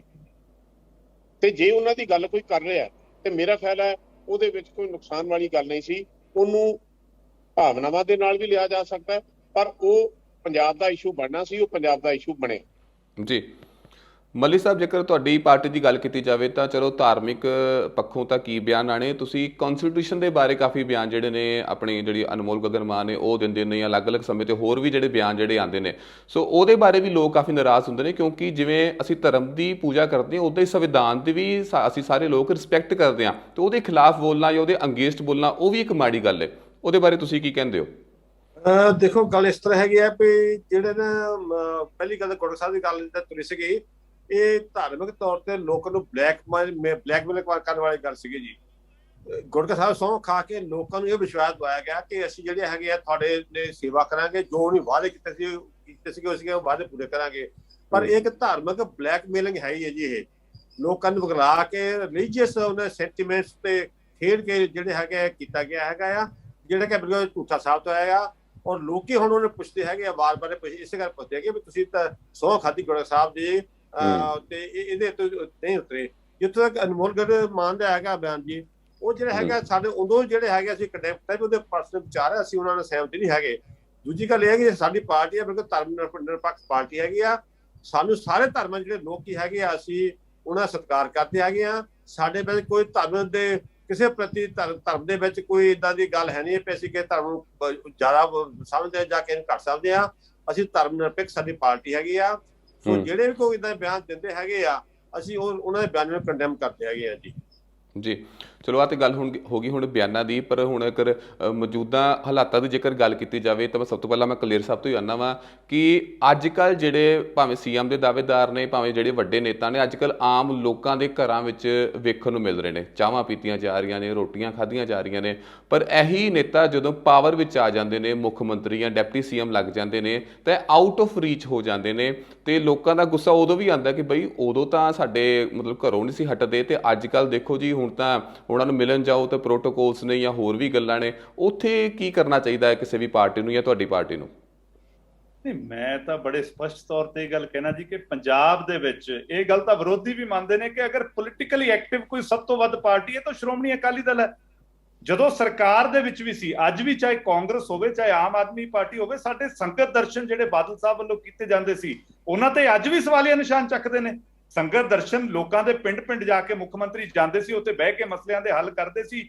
ਸੋ ਸ਼੍ਰੋਮਣੀ ਅਕਾਲੀ ਦਲ ਦੀ ਜਿਹੜੀ ਸਰਕਾਰ ਹੈ, ਮੈਂ ਦਾਅਵੇ ਨਾਲ ਇੱਕ ਗੱਲ ਕਹਿ ਸਕਦਾ ਕਿ ਪੰਜਾਬ ਦਾ ਕੋਈ ਵੀ ਵਾਸੀ ਇਹ ਨਹੀਂ ਕਹਿ ਸਕਦਾ ਕਿ ਮੈਂ ਸ਼੍ਰੋਮਣੀ ਅਕਾਲੀ ਦਲ ਦੀ ਸਰਕਾਰ 'ਚ ਮੁੱਖ ਮੰਤਰੀ, ਡਿਪਟੀ ਸੀਐਮ, ਮਿਨਿਸਟਰ ਐਕਸੈਸਿਬਲ ਨਹੀਂ ਸੀ, ਕਿਉਂਕਿ ਸ਼੍ਰੋਮਣੀ ਅਕਾਲੀ ਦਲ ਦੇ ਲੀਡਰਾਂ ਦੀ ਪੰਜਾਬ ਦੇ ਕਿਸੇ ਵੀ ਲੀਡਰ ਦੇ ਤੋਂ ਵੱਧ ਐਕਸੈਸਿਬਿਲਿਟੀ ਹੈ ਔਰ ਹਮੇਸ਼ਾ ਅਵੇਲੇਬਿਲਿਟੀ ਹੈ। ਔਰ ਜਿਹੜੀ ਗੱਲ ਹੁਣੀ ਮਨਿੰਦਰਪਾਲ ਜੀ ਨੇ ਕਹੀ, ਮੈਂ ਇਹਨਾਂ ਨੂੰ ਦੋ ਚੀਜ਼ਾਂ ਪੁੱਛਣੀਆਂ ਚਾਹੁੰਦਾ ਕਿ ਇਹਨਾਂ ਨੇ ਆਸਥਾ ਦੀ ਗੱਲ ਕੀਤੀ, ਗੁਟਕਾ ਸਾਹਿਬ ਸਟੇਜ ਤੇ ਲਿਆ ਕੇ ਗੱਲ ਕੀਤੀ। ਮੈਂ ਇੱਕ ਗੱਲ ਪੁੱਛਣੀ ਚਾਹੁੰਦਾ, ਗੁਟਕਾ ਸਾਹਿਬ ਹੱਥ ਦੇ ਵਿੱਚ ਫੜ ਕੇ ਜਿਹੜੀ ਮੋਟੇ ਤੌਰ ਤੇ ਗੱਲਾਂ ਕੀਤੀਆਂ ਗਈਆਂ, ਉਹ ਕੀਤੀਆਂ ਗਈਆਂ ਪੂਰਨ ਕਰਜ਼ਾ ਮਾਫੀ, ਕਿਸਾਨੀ ਪੂਰਨ ਕਰਜ਼ਾ ਮਾਫੀ ਦੀਆਂ, ਘਰ ਘਰ ਨੌਕਰੀ ਦੀ, ਨਸ਼ਾ ਮੁਕਤ ਪੰਜਾਬ ਦੀ, ਤੇ ਸਭ ਤੋਂ ਵੱਡਾ ਜਿਹੜਾ ਹਰ ਇੱਕ ਨਾਨਕ ਨਾਮ ਲੈਣ ਵਾਲੀ ਜ਼ਰੂਰੀ ਹੈ ਉਹ ਹੈ ਬੇਅਦਬੀਆਂ ਦਾ ਇਨਸਾਫ ਉਹਦੀ। ਤਾਂ ਮੈਨੂੰ ਅੱਜ ਮਨਿੰਦਰਪਾਲ ਜੀ ਇਹ ਦੱਸਣ ਕਿ ਚਾਰੇ ਚੀਜ਼ਾਂ ਦੇ ਉੱਤੇ ਕੋਈ ਕੰਮ ਹੋਇਆ? 90,000 ਕਰੋੜ ਦਾ ਕਿਸਾਨੀ ਕਰਜ਼ਾ ਤੇ ਸਿਰਫ 4.5 ਸਾਲ ਚ 4600 ਕਰੋੜ ਦੀ ਕਾਗਜ਼ਾਂ ਦੀ ਫਿਗਰ। ਉਸ ਤੋਂ ਬਾਅਦ ਘਰ ਘਰ ਨੌਕਰੀ ਦੀ ਗੱਲ ਕਰਦੇ ਨਹੀਂ ਦਿੱਤੀ ਗਈ। ਔਰ ਜੇ ਬੇਅਦਬੀਆਂ ਦੇ ਇਨਸਾਫ ਦੀ ਗੱਲ ਕਰੀਏ, ਜਿਨ੍ਹਾਂ ਨੇ ਸਿੱਖ ਆਸਥਾ ਦੀ ਗੱਲ ਕੀਤੀ ਹੈ, ਤਾਂ ਮੈਂ ਇਹ ਗੱਲ ਕਹਿਣਾ ਕਿ ਸਭ ਤੋਂ ਵੱਡਾ ਜੇ ਕੋਈ ਦੋਸ਼ੀ ਮਹਿੰਦਰਪਾਲ ਬਿੱਟੂ, ਉਹ ਪੰਜਾਬ ਦੀ ਜੇਲ੍ਹ ਦੇ ਵਿੱਚ ਮਾਰਿਆ ਗਿਆ। ਕਾਂਗਰਸ ਦੀ ਸਰਕਾਰ ਹੈ, ਅੱਜ ਤੱਕ ਕੋਈ ਜੇਲ੍ਹ ਮੰਤਰੀ ਦਾ ਸਪਸ਼ਟੀਕਰਨ ਨਹੀਂ। ਗੋਲੀ ਕਾਂਡ ਦਾ ਜਿਹੜਾ ਨਿਸ਼ਾਨ ਸਿੰਘ ਮੁੱਖ ਗਵਾਹ ਹੈ, ਉਹਦੀ ਮੌਤ ਹੋ ਜਾਂਦੀ, ਉਹਦਾ ਪਰਿਵਾਰ ਗੰਭੀਰ ਇਲਜ਼ਾਮ ਲਾਉਂਦਾ ਕਾਂਗਰਸ ਐਮਐਲਏ ਕਿੱਕੀ ਢਿੱਲੋਂ ਦੇ ਖਿਲਾਫ ਕਿ ਮੈਨੂੰ ਤੰਗ ਪਰੇਸ਼ਾਨ ਕੀਤਾ ਜਾ ਰਿਹਾ ਸੀ, ਉਹਦਾ ਕੋਈ ਜਵਾਬ ਨਹੀਂ। ਜੇ ਰੇਤ ਮਾਫੀਆ ਦੀ ਗੱਲ ਕਰੀਏ ਤਾਂ ਇਹਨਾਂ ਦੇ ਐਮਐਲਏ ਦਰਸ਼ਨ ਬਰਾੜ, ਜੀਰਾ ਸਾਹਿਬ ਦੇ ਉੱਤੇ ਸਿੱਧੇ ਐਲੀਗੇਸ਼ਨ ਹੈ। ਲਿਕਰ ਮਾਫੀਆ ਦੇ ਸਿੱਧੇ ਐਲੀਗੇਸ਼ਨ ਇਹਨਾਂ ਦੇ ਐਮਐਲਏਆਂ ਤੇ, ਘਨੌਰ ਤੋਂ ਮਦਨ ਲਾਲ ਜਲਾਲਪੁਰ ਜੀ ਤੇ, ਔਰ ਉਹ ਇਹਨਾਂ ਦੇ ਨਾਲ ਹੈ। ਸੋ ਕਾਂਗਰਸ ਪਾਰਟੀ ਨੇ ਆਸਥਾ ਦੇ ਨਾਂ ਤੇ ਲੋਕਾਂ ਨੂੰ ਠੱਗਿਆ, 420 ਕੀਤੀ, ਗੁਟਕਾ ਸਾਹਿਬ ਹੱਥ ਦੇ ਵਿੱਚ ਫੜਿਆ, ਪਰ ਉਹ ਚੀਜ਼ਾਂ ਦੇ ਉੱਤੇ ਇੱਕ ਵੀ ਕੰਮ 4.5 ਸਾਲ ਦੇ ਵਿੱਚ ਨਹੀਂ ਹੋਇਆ। ਸੋ ਮਨਿੰਦਰਪਾਲ ਜੀ ਇਸ ਗੱਲ ਤੇ ਜਵਾਬ ਦੇ ਨੇ ਕਿ ਉਹ ਗੱਲਾਂ ਦਾ ਕੀ ਬਣਿਆ। ਜੀ ਮਨਿੰਦਰਪਾਲ ਜੀ, ਸਵਾਲ ਜਿਹੜੇ ਨੇ ਕਾਫੀ ਵੱਡੇ ਨੇ ਤੇ ਕਾਫੀ ਅਹਿਮ ਸਵਾਲ ਨੇ, ਇਸ ਕਰਕੇ ਕੱਲੀ ਵਿਰੋਧੀ ਧਿਰ ਨਹੀਂ, ਜਿਹੜੀ ਆਮ ਜਨਤਾ ਉਹ ਵੀ ਕਾਂਗਰਸ ਪਾਰਟੀ ਤੋਂ ਸਵਾਲ ਪੁੱਛਦੀ ਹੈ ਕਿ ਜਿਹੜੀ ਗੱਲਾਂ ਗੁਟਕਾ ਸਾਹਿਬ ਫੜ ਕੇ ਕੀਤੀਆਂ ਗਈਆਂ ਉਹ ਕਿੰਨੀਆਂ ਕੁ ਮੁਕੰਮਲ ਹੋਈਆਂ ਨੇ, ਤੇ ਉਹਦੇ ਬਾਰੇ ਕੀ ਕਹਿੰਦੇ ਹੋ? ਮੋਹਿਤ ਜੀ, ਮੈਂ ਕਲੇਰ ਸਾਹਿਬ ਦੀ ਗੱਲ ਦਾ ਜਵਾਬ ਦਵਾਂਗਾ। ਪਹਿਲਾਂ ਕਲੇਰ ਸਾਹਿਬ ਨੇ ਦੋ ਗੱਲਾਂ ਉਠਾਈਆਂ ਨੇ। ਪਹਿਲੀ ਗੱਲ, ਅੱਜ ਵੀ ਸੋਸ਼ਲ ਮੀਡੀਆ ਤੇ ਉਸ ਵੇਲੇ ਦੀਆਂ ਵੀਡੀਓਜ਼ ਪਈਆਂ ਨੇ ਕਿ ਜਿਸ ਵੇਲੇ ਗੁਟਕਾ ਸਾਹਿਬ ਨੂੰ ਫੜ ਕੇ ਸਹੁੰ ਖਾਧੀ ਗਈ ਸੀ ਉਹ ਕਿਹੜੀ ਚੀਜ਼ ਦੀ ਖਾਧੀ ਗਈ ਸੀ। ਜੇ ਤੁਸੀਂ ਉਹਨਾਂ ਪੁਰਾਣੀਆਂ ਵੀਡੀਓਜ਼ ਨੂੰ ਰੀਕਾਲ ਕਰੋ ਤਾਂ ਗੁਟਕਾ ਸਾਹਿਬ ਦੀ ਸਹੁੰ ਸਿਰਫ ਨਸ਼ਿਆਂ ਦੇ ਮੁੱਦੇ ਤੇ ਖਾਧੀ ਗਈ ਸੀ ਕਿ ਮੈਂ ਗੁਟਕਾ ਸਾਹਿਬ ਦੀ ਸਹੁੰ ਖਾ ਕੇ ਕਹਿਣਾ ਕਿ ਮੈਂ 4 ਹਫ਼ਤਿਆਂ ਦੇ ਵਿੱਚ ਨਸ਼ਿਆਂ ਦਾ ਲੱਕ ਤੋੜ ਦਊਂ। ਸਿਰਫ ਨਸ਼ਿਆਂ ਦੇ ਮੁੱਦੇ ਤੇ ਸਹੁੰ ਸੀ। ਕਰਜ਼ੇ ਦੇ ਮੁੱਦੇ ਨੂੰ ਮੈਨੀਫੈਸਟੋ ਦੇ ਵਿੱਚ ਜ਼ਰੂਰ ਰੱਖਿਆ ਸੀ, ਦੁਹਰਾਇਆ ਜ਼ਰੂਰ ਸੀ, ਲੇਕਿਨ ਕਰਜ਼ੇ ਦੇ ਮੁੱਦੇ ਤੇ, ਬੇਅਦਬੀਆਂ ਦੇ ਮੁੱਦੇ ਤੇ, ਦੂਸਰੇ ਮੁੱਦਿਆਂ ਦੇ ਉੱਤੇ ਸਹੁੰ ਦਾ ਕੋਈ ਜ਼ਿਕਰ ਨਹੀਂ ਸੀ। ਸਹੁੰ ਜਿਹੜੀ ਸੀ ਉਹ ਸਿਰਫ ਤੇ ਸਿਰਫ ਇੱਕ ਮੁੱਦੇ ਤੇ ਸੀ ਤੇ ਉਸ ਮੁੱਦੇ ਤੇ ਆਪਣੇ ਵਿੱਤੋਂ ਬਾਹਰੇ ਹੋ ਕੇ ਕੰਮ ਕੀਤਾ। ਹਾਂ, ਮੈਂ ਇਹ ਜ਼ਰੂਰ ਕਹਿਣਾ, ਇਹਨਾਂ ਦੀ ਇਸ ਗੱਲ ਨਾਲ ਮੈਂ ਸਹਿਮਤ ਹਾਂ ਕਿ ਜਿੰਨਾ ਕੰਮ ਹੋਣਾ ਚਾਹੀਦਾ ਸੀ ਉਹਨਾਂ ਕੰਮ ਨਹੀਂ ਹੋਇਆ। ਉਹਨਾਂ ਦੇ ਜਿਹੜੇ ਵੱਡੇ ਕਿੰਗਪਿਨ ਸੀਗੇ ਉਹਨਾਂ ਨੇ ਆਪਣੇ ਨਵੇਂ ਰਾਹ ਤਲਾਸ਼ ਲਏ ਨੇ ਤੇ ਉਹ ਸਿਸਟਮ ਪੂਰੀ ਤਰ੍ਹਾਂ ਬੰਦ ਨਹੀਂ ਕੀਤਾ ਜਾ ਸਕਿਆ, ਉਹ ਚੱਲ ਰਿਹਾ। ਲੇਕਿਨ ਜੇ ਲੱਕ ਤੋੜਨ ਦੀ ਗੱਲ ਸੀਗੀ ਤੇ ਲੱਕ ਜ਼ਰੂਰ ਤੋੜਿਆ ਗਿਆ। ਅੱਜ ਉਸ ਤਰੀਕੇ ਨਾਲ ਹੋਮ ਡਿਲੀਵਰੀ ਨਹੀਂ ਹੋ ਰਹੀ ਜਿਹੜੀ ਪਿਛਲੇ 10 ਸਾਲਾਂ ਦੇ ਵਿੱਚ ਨਸ਼ੇ ਦੀ ਹੋਮ ਡਿਲੀਵਰੀ ਹੁੰਦੀ ਰਹੀ ਸੀ। ਇਸ ਤੋਂ ਅੱਗੇ ਗੱਲ ਆਈ, ਇਹਨਾਂ ਨੇ ਸੰਗਤ ਦਰਸ਼ਨਾਂ ਦੀ ਗੱਲ ਕੀਤੀ ਹੈ। ਅਸਲ ਦੇ ਵਿੱਚ ਮੈਨੂੰ ਨਹੀਂ ਪਤਾ ਕੋਈ ਮੇਰੇ ਨਾਲ ਸਹਿਮਤ ਹੋਵੇ ਜਾਂ ਨਾ ਹੋਵੇ, ਸੰਗਤ ਦਰਸ਼ਨ ਵਰਤਾਰਾ ਹੁਣ ਦੇ ਡੈਮੋਕ੍ਰੈਟਿਕ ਸੈਟਅਪ ਤੋਂ ਹਟ ਕੇ ਰਾਜਾ ਤੇ ਪ੍ਰਜਾ ਵਾਲਾ ਸੈਟਅਪ ਦੁਹਰਾਉਣ ਵਾਲਾ ਵਰਤਾਰਾ ਸੀ, ਜਿਹਦੇ ਵਿੱਚ ਰਾਜਾ ਸਟੇਜ ਤੇ ਬੈਠਦਾ ਸੀ ਤੇ ਰਾਜਾ ਇਹ ਕਹਿੰਦਾ ਸੀ 10 ਕਿੰਨੇ ਪੈਸੇ ਚਾਹੀਦੇ ਆ, 10 ਕਿੰਨੇ ਪੈਸੇ ਚਾਹੀਦੇ ਆ, 10 ਕਿੰਨੇ ਪੈਸੇ ਚਾਹੀਦੇ ਆ। ਉੱਥੇ ਲੋਕਾਂ ਦੀਆਂ ਮੁਸ਼ਕਲਾਂ ਸੁਣ ਕੇ ਮੁਸ਼ਕਲਾਂ ਦੇ ਹੱਲ ਨਹੀਂ ਸੀ ਹੁੰਦੇ। ਉੱਥੇ ਸਿਰਫ ਪੰਚਾਇਤਾਂ ਨੂੰ ਫੰਡ ਵੰਡੇ ਜਾਂਦੇ ਸੀ, ਜਿਹੜਾ ਪਹਿਲੇ ਸਿਸਟਮ ਨੂੰ ਬ੍ਰੇਕ ਕਰ ਦਿੱਤਾ ਗਿਆ ਕਿ ਉਹ ਡਿਪਾਰਟਮੈਂਟ ਦੇ ਰਾਹੀਂ ਜਾ ਕੇ ਉੱਥੇ ਪਹੁੰਚਣੇ ਚਾਹੀਦੇ ਸੀ। ਉਹ ਸਿੱਧੇ ਸਰਪੰਚਾਂ ਨੂੰ ਮਿਲਣ ਲੱਗੇ ਤੇ ਉਹ ਜਿਹੜੇ ਵੰਡੇ ਗਏ ਫੰਡ ਸੀ ਉਹਨਾਂ ਦਾ ਅੱਜ ਤੱਕ ਕਿਸੇ ਨੇ ਕੋਈ ਹਿਸਾਬ ਨਹੀਂ ਲਿਆ ਕਿ ਵੀ ਉਹ ਲੱਗੇ ਕਿੱਥੇ ਤੇ ਉਹਨਾਂ ਦਾ ਹੋਇਆ ਕੀ। ਇਸ ਕਰਕੇ ਉਸ ਵਰਤਾਰੇ ਨੇ, ਉਹ ਜਿਹੜਾ ਵਰਤਾਰਾ ਸੀਗਾ ਰਾਜਾ ਤੇ ਪ੍ਰਜਾ ਵਾਲਾ, ਉਸ ਵਰਤਾਰੇ ਨੇ ਫਿਰ ਉਸ ਤੋਂ ਅੱਗੇ ਇੱਕ ਛੋਟਾਂ ਦੀ ਰਾਜਨੀਤੀ, ਫਰੀਜ਼ਮ ਦੀ ਰਾਜਨੀਤੀ, ਆਹ ਚੀਜ਼ ਤੁਹਾਡੇ ਵਾਸਤੇ ਫ੍ਰੀ, ਆਹ ਚੀਜ਼ ਤੁਹਾਡੇ ਵਾਸਤੇ ਫ੍ਰੀ, ਆਹ ਚੀਜ਼ ਤੁਹਾਡੇ ਵਾਸਤੇ ਫ੍ਰੀ। ਅਸਲ ਦੇ ਵਿੱਚ ਮਾਫ ਕਰਨਾ, ਸਾਰੀਆਂ ਪਾਰਟੀਆਂ ਇਸ ਗੱਲ ਨਾਲ ਸਹਿਮਤ ਹੋਣਗੀਆਂ ਕਿ ਰਾਜਨੀਤੀ ਗਵਰਨੈਂਸ ਇਹ ਨਹੀਂ ਕਹਿੰਦੀ ਕਿ ਆਹ ਚੀਜ਼ ਫ੍ਰੀ ਕਰ ਦਿਓ, ਆਹ ਚੀਜ਼ ਫ੍ਰੀ ਕਰ ਦਿਓ, ਆਹ ਚੀਜ਼ ਫ੍ਰੀ ਕਰ ਦਿਓ। ਗਵਰਨੈਂਸ ਇਹ ਕਹਿੰਦੀ ਹੈ to collect the revenue and to facilitate the people. ਲੋਕਾਂ ਨੂੰ ਸਹੂਲਤਾਂ ਦੇਣੀਆਂ ਨੇ, ਲੇਕਿਨ ਉਹ ਸਹੂਲਤਾਂ ਦੇਣ ਦੀ ਰਾਜਨੀਤੀ ਦੀ ਬਜਾਏ ਛੋਟਾਂ ਦੀ ਰਾਜਨੀਤੀ ਉਸ ਸੰਗਤ ਦਰਸ਼ਨ ਦੀ ਪੈਦਾਇਸ਼ ਸੀ ਜੀ, ਰਾਜਾ ਤੇ ਪ੍ਰਜਾਵਾਦ ਦੀ ਪੈਦਾਇਸ਼ ਸੀਗੀ ਜਿਹੜੀ ਉਹ ਉੱਥੋਂ ਚੱਲੀ ਹੈ। ਇਸ ਤੋਂ ਅੱਗੇ ਉਸ ਵੇਲੇ ਦੀਆਂ ਜਿਹੜੀਆਂ ਗੱਲਾਂ ਸੀ ਇਹਨਾਂ ਨੇ ਹੋਰ ਗੱਲਾਂ ਕੀਤੀਆਂ ਨੇ ਹੁਣ ਵੀ। ਸਾਡਾ ਮੁੱਦਾ ਤਾਂ ਅੱਜ ਦੀ ਬਹਿਸ ਦਾ ਸੀਗਾ ਕਿ ਅਸੀਂ ਵਿਅਕਤੀਗਤ ਦੋਸ਼ ਤੇ ਲੈਵਲ ਡਿੱਗਣ ਵਾਲੀ ਗੱਲ ਜਿਹੜੀ ਆ ਉਹ ਨਹੀਂ ਕਰਨੀ, ਪਾਰਟੀਆਂ ਦੇ ਪ੍ਰੋਗਰਾਮਾਂ ਦੀ ਜਾਂ ਪਾਰਟੀਆਂ ਦੀ ਦੂਸ਼ਣਬਾਜ਼ੀ ਦੀ ਗੱਲ ਕਰਨੀ ਹੈ। ਤੇ ਨਾਂ ਦੇ 5-6 ਫੇਰ ਲੈ ਦਿੱਤੇ ਗਏ ਨੇ। ਮੇਰਾ ਖਿਆਲ ਉਹ ਜਿਹੜੇ ਵਿਅਕਤੀਆਂ ਦੇ ਇਹਨਾਂ ਨੇ ਨਾਂ ਲਏ ਨੇ ਸਣੇ ਮਨਿੰਦਰਪਾਲ ਦੇ, ਉਹ ਵਿਅਕਤੀ ਕਾਂਗਰਸ ਪਾਰਟੀ ਨਾਲੋਂ ਹੈਵੀ ਵੇਟ ਨਹੀਂ ਹੈਗੇ, ਭਾਰੇ ਨਹੀਂ ਹੈਗੇ। ਦੋਸ਼ ਕਾਂਗਰਸ ਪਾਰਟੀ ਤੇ ਬਣਦੇ ਨੇ, ਨਾ ਕਿ ਉਹਨਾਂ ਵਿਅਕਤੀਆਂ ਦੇ ਨਾਂ ਲੈ ਕੇ ਉਹਨਾਂ ਵਿਅਕਤੀਆਂ ਨੂੰ ਲੈਟ ਡਾਊਨ ਕਰਨਾ ਜਾਂ ਲੈਪ ਅਪ ਕਰਨਾ, ਉਹ ਕੋਈ ਫਨ ਨਹੀਂ ਬਣਦਾ ਜੀ। ਕਲੇਰ ਸਾਹਿਬ ਕੁਝ ਕਹਿਣਾ ਚਾਹੁੰਦੇ ਨੇ? ਕਲੇਰ ਸਾਹਿਬ ਕੀ ਕਹਿੰਦੇ ਹੋ? ਫਿਰ ਦੁਬਾਰਾ ਮੈਂ ਮਹਿੰਦਰਪਾਲ ਬਿੱਟੂ ਦਾ ਨਾਂ ਲਿਆ, ਇਹ ਕਹਿੰਦੇ ਕਿ ਉਹ ਕਾਂਗਰਸ ਤੋਂ ਉੱਪਰ ਨਹੀਂ ਹੈਗਾ, ਉਹ ਤਾਂ ਗੁਰੂ ਗ੍ਰੰਥ ਸਾਹਿਬ ਦੇ ਵੀ ਹੋਈ, ਉਹ ਤਾਂ ਮੁੱਖ ਦੋਸ਼ੀ ਹੈ। ਮੈਂ ਜਿਹੜੇ ਉਹਨਾਂ ਦੇ ਜਿਹੜੇ ਮਤਲਬ ਜਲਾਲਪੁਰ ਹੋਣਾ ਦੇ ਜਿਹੜੇ ਦੂਜੇ ਨਾਂ ਤੁਸੀਂ ਲੈ ਰਹੇ ਕਿ ਕਾਂਗਰਸੀ ਲੀਡਰਾਂ ਦੇ ਨਾਂ ਲੈ ਕੇ ਦੋਸ਼ ਲਾ ਰਹੇ ਹੋ, ਮੈਂ ਉਹਨਾਂ ਦੀ ਗੱਲ ਕੀਤੀ। ਨਿੰਦਰਪਾਲ ਜੀ, ਉਹ ਦੋਸ਼ ਨੇ ਉਹ ਤਾਂ ਜਨਤਾ ਦੀ ਕਚਹਿਰੀ ਦੇ ਵਿੱਚ ਨੇ। ਕੀ ਉਹ ਪੰਜਾਬ ਦੇ ਮੁੱਦੇ ਨਹੀਂ? ਕੀ ਅਗਰ ਤੁਸੀਂ ਨਸ਼ਾ ਮੁਕਤ ਪੰਜਾਬ ਬਣਾਉਣ ਦੀ ਗੱਲ ਕੀਤੀ ਔਰ ਉੱਥੇ ਰਾਜਪੁਰੇ ਮੁੱਖ ਮੰਤਰੀ ਦੇ ਆਪ ਦੇ ਜ਼ਿਲ੍ਹੇ ਦੇ ਵਿੱਚ ਸ਼ਰਾਬ ਦੀਆਂ ਅਵੈਧ ਫੈਕਟਰੀਆਂ ਫੜੀਆਂ ਜਾਣ, ਤਰਨਤਾਰਨ 120 ਬੰਦੇ ਮਰ ਜਾਣ, ਕੀ ਉਹ ਲੋਕਾਂ ਦੇ ਮੁੱਦੇ ਨਹੀਂ? ਇਹ ਗੱਲ ਦੱਸੀ ਜਾਵੇ। ਅਗਰ ਇੱਕ ਬਜ਼ੁਰਗ ਮਾਤਾ ਦਸੂਹੇ ਦੇ ਵਿੱਚ ਇਲਜ਼ਾਮ ਲਾਉਂਦੀ ਹੈ ਕਿ ਮੇਰੀ 25 ਕਿੱਲੇ ਜ਼ਮੀਨ ਦੇ ਉੱਤੇ ਮਾਈਨਿੰਗ ਚੱਲ ਰਹੀ ਹੈ ਔਰ ਦਰਸ਼ਨ ਬਰਾੜ ਜਿਹੜੇ ਕਾਂਗਰਸ ਐਮਐਲਏ ਨੇ ਤੇ ਉਹਨਾਂ ਦੇ ਬੇਟੇ ਤੇ ਸਿੱਧਾ ਇਲਜ਼ਾਮ ਹੈ ਔਰ ਤੁਹਾਡੀ ਸਰਕਾਰ ਨੇ ਕਾਰਵਾਈ ਕੀਤੀ ਹੈ, 1.5 ਕਰੋੜ ਦਾ ਫੋਰੈਸਟ ਨੇ ਜੁਰਮਾਨਾ ਪਾਇਆ ਤੁਹਾਡੇ ਆਪ ਦੇ ਐਮਐਲਏ ਨੂੰ, ਤੇ ਕੀ ਇਹ ਲੋਕਾਂ ਦੇ ਮੁੱਦੇ ਨਹੀਂ? ਔਰ ਕਦੋਂ ਪਾਇਆ? ਜਦੋਂ ਉਹ ਕੈਪਟਨ ਅਮਰਿੰਦਰ ਸਿੰਘ ਜੀ ਦਾ ਸਾਥ ਛੱਡ ਕੇ ਨਵਜੋਤ ਸਿੱਧੂ ਦੀ ਕਿਸ਼ਤੀ ਸਵਾਰ ਹੋ ਗਏ, ਫਿਰ 1.5 ਕਰੋੜ ਦਾ ਜੁਰਮਾਨਾ ਪਾਇਆ ਜਾਂਦਾ ਹੈ। ਤਾਂ ਮੇਰਾ ਸਿੱਧਾ ਸਵਾਲ ਹੈ ਕਿ ਕਿਉਂ 4.5 ਸਾਲ ਜਨਤਾ ਦੇ ਪੈਸੇ ਦੀ ਲੁੱਟ ਹੋਣ ਦਿੱਤੀ ਗਈ ਔਰ ਜਦੋਂ ਆਪਦਾ ਸਿਆਸੀ ਮੁਫਾਦ ਆਇਆ ਤੇ ਸਰਕਾਰ ਜਾਗ ਗਈ? ਇਹ ਸਾਰੇ ਲੋਕਾਂ ਦੇ ਮੁੱਦੇ ਨੇ ਮਨਿੰਦਰਪਾਲ ਜੀ। ਲੋਕਾਂ ਦੇ ਮੁੱਦੇ ਚੱਕਣ ਦਾ ਹੀ ਰਾਜਨੀਤੀ ਪਾਰਟੀਆਂ ਨੂੰ ਕਰਨੀ ਚਾਹੀਦੀ ਹੈ। ਅਗਰ ਕਿਸੇ ਤੇ ਇਲਜ਼ਾਮ ਹੈ ਤਾਂ ਉਹਦਾ ਸਪਸ਼ਟੀਕਰਨ ਵੀ ਰਾਜਨੀਤਿਕ ਪਾਰਟੀਆਂ ਨੇ ਦੇਣਾ। ਔਰ ਤੁਹਾਡੇ ਆਪਦੇ ਪ੍ਰਧਾਨ ਕਾਂਗਰਸ ਦੇ ਜਿਨ੍ਹਾਂ ਨੇ ਇੱਕ ਬਹੁਤ ਵੱਡਾ ਮੁੱਦਾ ਪੰਜਾਬ ਦਾ ਹੁਣੇ ਚੱਕਿਆ। ਉਹਨਾਂ ਨੇ ਕਿਹਾ ਕਿ ਜੀ ਵਿਧਾਨ ਸਭਾ ਦੇ ਵਿੱਚ ਜਿਹੜਾ ਸੈਸ਼ਨ ਬੁਲਾ ਕੇ ਕਾਨੂੰਨਾਂ ਦੇ ਵਿੱਚ ਸੋਧ ਕੀਤੀ ਗਈ ਹੈ ਉਹ ਪੰਜਾਬੀਆਂ ਦੇ ਨਾਲ ਧੋਖਾ ਹੈ। ਇਹ ਜਨਤਾ ਦਾ ਮੁੱਦਾ ਹੈ। ਇਹਦੇ ਤੇ ਕਾਂਗਰਸ ਜਵਾਬ ਦੇ ਹੈ ਕਿ ਉਹਨਾਂ ਦਾ ਪ੍ਰਧਾਨ ਆਪਦੀ ਸਰਕਾਰ ਦੇ ਉੱਤੇ ਸਵਾਲ ਚੱਕ ਰਿਹਾ ਹੈ, ਤਾਂ ਇਹਦੇ ਬਾਰੇ ਸਪਸ਼ਟੀਕਰਨ ਸਰਕਾਰ ਨੂੰ ਦੇਣਾ ਪਊਗਾ। ਇਹ ਕੋਈ ਵਿਅਕਤੀ ਵਿਸ਼ੇਸ਼ ਦੀ ਗੱਲ ਨਹੀਂ, ਇਹ ਕਿਸਾਨਾਂ ਦੇ ਮੁੱਦੇ ਦੀ ਗੱਲ ਹੈ, ਇਹ ਲੋਕਾਂ ਦਾ ਮੁੱਦਾ ਜੀ। ਮੁੱਦੇ ਜਿਹੜੇ ਨੇ ਸਾਰੇ ਹੀ ਇੰਟਰ ਰਿਲੇਟ ਕਰਦੇ ਨੇ ਆਪਸ ਦੇ ਵਿੱਚ, ਸਾਰੀ ਗੱਲਾਂ ਆਪਸ ਵਿੱਚ ਕਿਤੇ ਨਾ ਕਿਤੇ ਜੁੜਦੀਆਂ ਨੇ ਤੇ ਇਦਾਂ ਹੀ ਜਿਹੜੀ ਗੱਲਬਾਤ ਹੈ ਉਹ ਚੱਲਦੀ ਰਹੇਗੀ। ਫਿਲਹਾਲ ਸਮਾਂ ਇੱਕ ਬ੍ਰੇਕ ਦਾ, ਬ੍ਰੇਕ ਤੋਂ ਦੁਬਾਰਾ ਜੁੜਦੇ ਹਾਂ ਸਾਰੇ ਸੱਜਣਾ ਦੇ ਨਾਲ ਤੇ ਗੱਲਬਾਤ ਅੱਗੇ ਤੋਰਦੇ ਹਾਂ। ਬ੍ਰੇਕ ਤੋਂ ਬਾਅਦ ਸਵਾਗਤ ਹੈ ਪ੍ਰੋਗਰਾਮ ਇਲੈਕਸ਼ਨ ਆਰ ਦੇ ਵਿੱਚ। ਤੇ ਮੁੱਦਾ ਜਿਹੜਾ ਹੈ ਚੱਲ ਰਿਹਾ ਬਿਆਨਬਾਜ਼ੀ ਦੇ ਉੱਪਰ ਲੈ ਕੇ, ਭਾਵੇਂ ਕਿਸੇ ਨੂੰ ਠੇਸ ਪਹੁੰਚਾਉਣ ਦੀ ਗੱਲ ਹੋਵੇ ਤੇ ਭਾਵੇਂ ਬਿਆਨਾਂ ਦੇ ਰਾਹੀਂ ਝੂਠ ਬੋਲ ਕੇ ਲੋਕਾਂ ਨੂੰ ਵਰਗਲਾਉਣ ਦੀ ਜਿਹੜੀ ਹੈ ਗੱਲ ਕੀਤੀ ਜਾਵੇ। ਸੋ ਹੁਣ ਮੈਂ ਸਭ ਤੋਂ ਪਹਿਲਾਂ ਸਵਾਲ ਜਿਹੜਾ ਕੇਐਸ ਮੱਲੀ ਸਾਹਿਬ ਤੋਂ ਪੁੱਛਦਾ ਹਾਂ ਕਿ ਤੁਹਾਡੀ ਪਾਰਟੀ ਦੇ ਜਿਹੜੇ ਦਿੱਲੀ ਦੇ ਜਿਹੜੇ ਮੁੱਖ ਮੰਤਰੀ ਨੇ ਉਹਨਾਂ ਵੱਲੋਂ ਕਾਫੀ ਬਿਆਨ ਟਾਈਮ ਟੂ ਟਾਈਮ ਦਿੱਤੇ ਜਾਂਦੇ ਨੇ ਜੋ ਕਿ ਥੋੜੇ ਜਿਹੇ ਮਤਲਬ ਸਹੀ ਨਹੀਂ ਹੁੰਦੇ। ਕਹਿਣ ਦਾ ਮਤਲਬ ਕਿ ਬੋਲ ਦੇਣਾ ਬਟ ਬਾਅਦ 'ਚੋਂ ਗੱਲ ਪੁੱਗਣੀ ਨਾ। ਸੋ ਬਾਅਦ 'ਚ ਭਾਵੇਂ ਮਾਫੀ ਮੰਗਣੀ ਜਾਂ ਕੁਝ ਹੋਰ ਗੱਲਾਂ ਕਰਨੀਆਂ। ਜਿਵੇਂ ਦਿੱਲੀ ਦੇ ਵਿੱਚ ਰੀਸੈਂਟਲੀ ਥੋੜੇ 1 ਸਾਲ ਪਹਿਲਾਂ ਉਹਨਾਂ ਨੇ ਬਿਆਨ ਦਿੱਤਾ ਸੀਗਾ ਕਿ ਜਿਹੜੇ ਪੁਲਿਸ ਕਾਂਸਟੇਬਲ ਜਿਹੜੇ ਸੀਗੇ ਜਿਹੜੇ ਕਰੋਨਾ ਕਰਕੇ ਜਿਹਨਾਂ ਦੀ ਡੈਥ ਹੋ ਗਈ ਸੀਗੀ ਉਹਨਾਂ ਦੇ ਪਰਿਵਾਰ ਨੂੰ ਕੁਝ ਕਰੋੜ ਰੁਪਏ ਦੀ ਜਾਂ ਕੁਝ ਰਾਸ਼ੀ ਦਿੱਤੀ ਜਾਵੇਗੀ, ਪਰ ਹੁਣ ਤੱਕ ਉਹ ਨਹੀਂ ਦਿੱਤੀ ਗਈ। ਸੋ ਕਹਿਣ ਦਾ ਭਾਵ ਮੋਟਾ ਕਿ ਲੋਕਾਂ ਨੂੰ ਮਾਈਕ ਦੇ ਉੱਪਰ ਬਿਆਨ ਦੇ ਦੇਣਾ ਕਿ ਅਸੀਂ ਆਹ ਕਰਾਂਗੇ, ਪਰ ਇੱਕ ਤਰ੍ਹਾਂ ਦਾ ਝੂਠ ਜਿਹੜਾ ਹੈ ਉਹ ਡਿਲੀਵਰ ਕਰਨਾ, ਜਿਸ ਕਰਕੇ ਲੋਕ ਜਿਹੜੇ ਨੇ ਨਾਰਾਜ਼ ਨੇ। ਉਹਦੇ ਬਾਰੇ ਕੀ ਕਹਿੰਦੇ ਹੋ? ਦੇਖੋ ਮੋਦੀ ਇਦਾਂ ਗੱਲ ਨਹੀਂ ਹੈ ਕਿ ਜਿਹੜਾ ਦਿੱਲੀ ਦੇ ਮੁੱਖ ਮੰਤਰੀ ਨੇ ਗੱਲ ਜਿਹੜੀ ਕਹੀ ਹੈਗੀ ਆ ਉਹ ਪੂਰੀ ਕੀਤੀ ਹੈਗੀ ਆ। ਜੇ ਉਹਨੇ ਕਿਹਾ ਸੀਗਾ ਕਿ ਜਿਹੜਾ ਵੀ ਉੱਥੇ ਸਿਪਾਹੀ ਮਰੇਗਾ ਕੋਰੋਨਾ ਕਰਕੇ ਮਰੇਗਾ ਜਾਂ ਕੋਈ ਡਾਕਟਰ ਵਰਗਾ ਜਾਂ ਜਿਹੜੇ ਮਰਨਗੇ ਤਾਂ ਉਹਨਾਂ ਕੋਲ ਦਿੱਤਾ ਜਾਵੇਗਾ, ਉਹਨੂੰ ਬਗੈਰ ਦਿੱਤਾ ਹੈਗਾ ਆ। ਨਹੀਂ ਸਰ, 9 ਮਹੀਨੇ ਹੋ ਚੁੱਕੇ 9 ਮਹੀਨੇ ਹੋ ਚੁੱਕੇ ਨੇ। ਉਹਨਾਂ ਦੀ ਵਾਈਫ ਨੇ ਰੀਸੈਂਟਲੀ ਹਾਈ ਕੋਰਟ ਦੇ ਵਿੱਚ ਜਿਹੜੀ ਹੈ ਸ਼ਿਕਾਇਤ ਦਰਜ ਕੀਤੀ ਹੈ ਕਿ ਹਾਂ ਵੀ ਆਹ ਬਿਆਨ ਦਿੱਤਾ ਸੀਗਾ ਤੇ ਹਜੇ ਤੱਕ ਉਹਦਾ ਕੋਈ ਟੈਕਨੀਕਲ ਕੋਈ ਹੋਗਾ ਕਾਰਨ ਵੀ ਨਾ ਦੇਣ ਦਾ, ਜਾਂ ਉਹ ਕੋਰੋਨਾ ਨਹੀਂ ਮਰਿਆ ਉਦਾਂ ਉਹਨੇ ਕਲੇਮ ਕੀਤਾ ਕੋਈ ਇਦਾਂ ਹੋਗਾ। ਅਦਰਵਾਈਜ਼ ਕੋਈ ਪੋਲੀਟੀਕਲ ਕੇਸ ਹੋ ਸਕਦਾ, ਕੋਈ ਇੱਕ ਅੱਧਾ ਜਿਹਦਾ ਕੋਈ ਡਿਸਪਿਊਟ ਹੋਏਗਾ। ਅਦਰਵਾਈਜ਼ ਜਿੰਨੇ ਵੀ ਕੈਜੂਅਲਟੀ ਹੋਈ ਹੈਗੀ ਕੋਰੋਨਾ ਕਰਕੇ ਉਹਨਾਂ ਨੂੰ ਬਕਾਇਦਾ ਸਾਰਾ ਉਹ ਮੋੜ ਦਿੱਤਾ ਗਿਆ ਜਿਹੜਾ ਦਿੱਲੀ ਸਰਕਾਰ ਨੇ ਅਨਾਉਂਸ ਕੀਤਾ ਸੀਗਾ।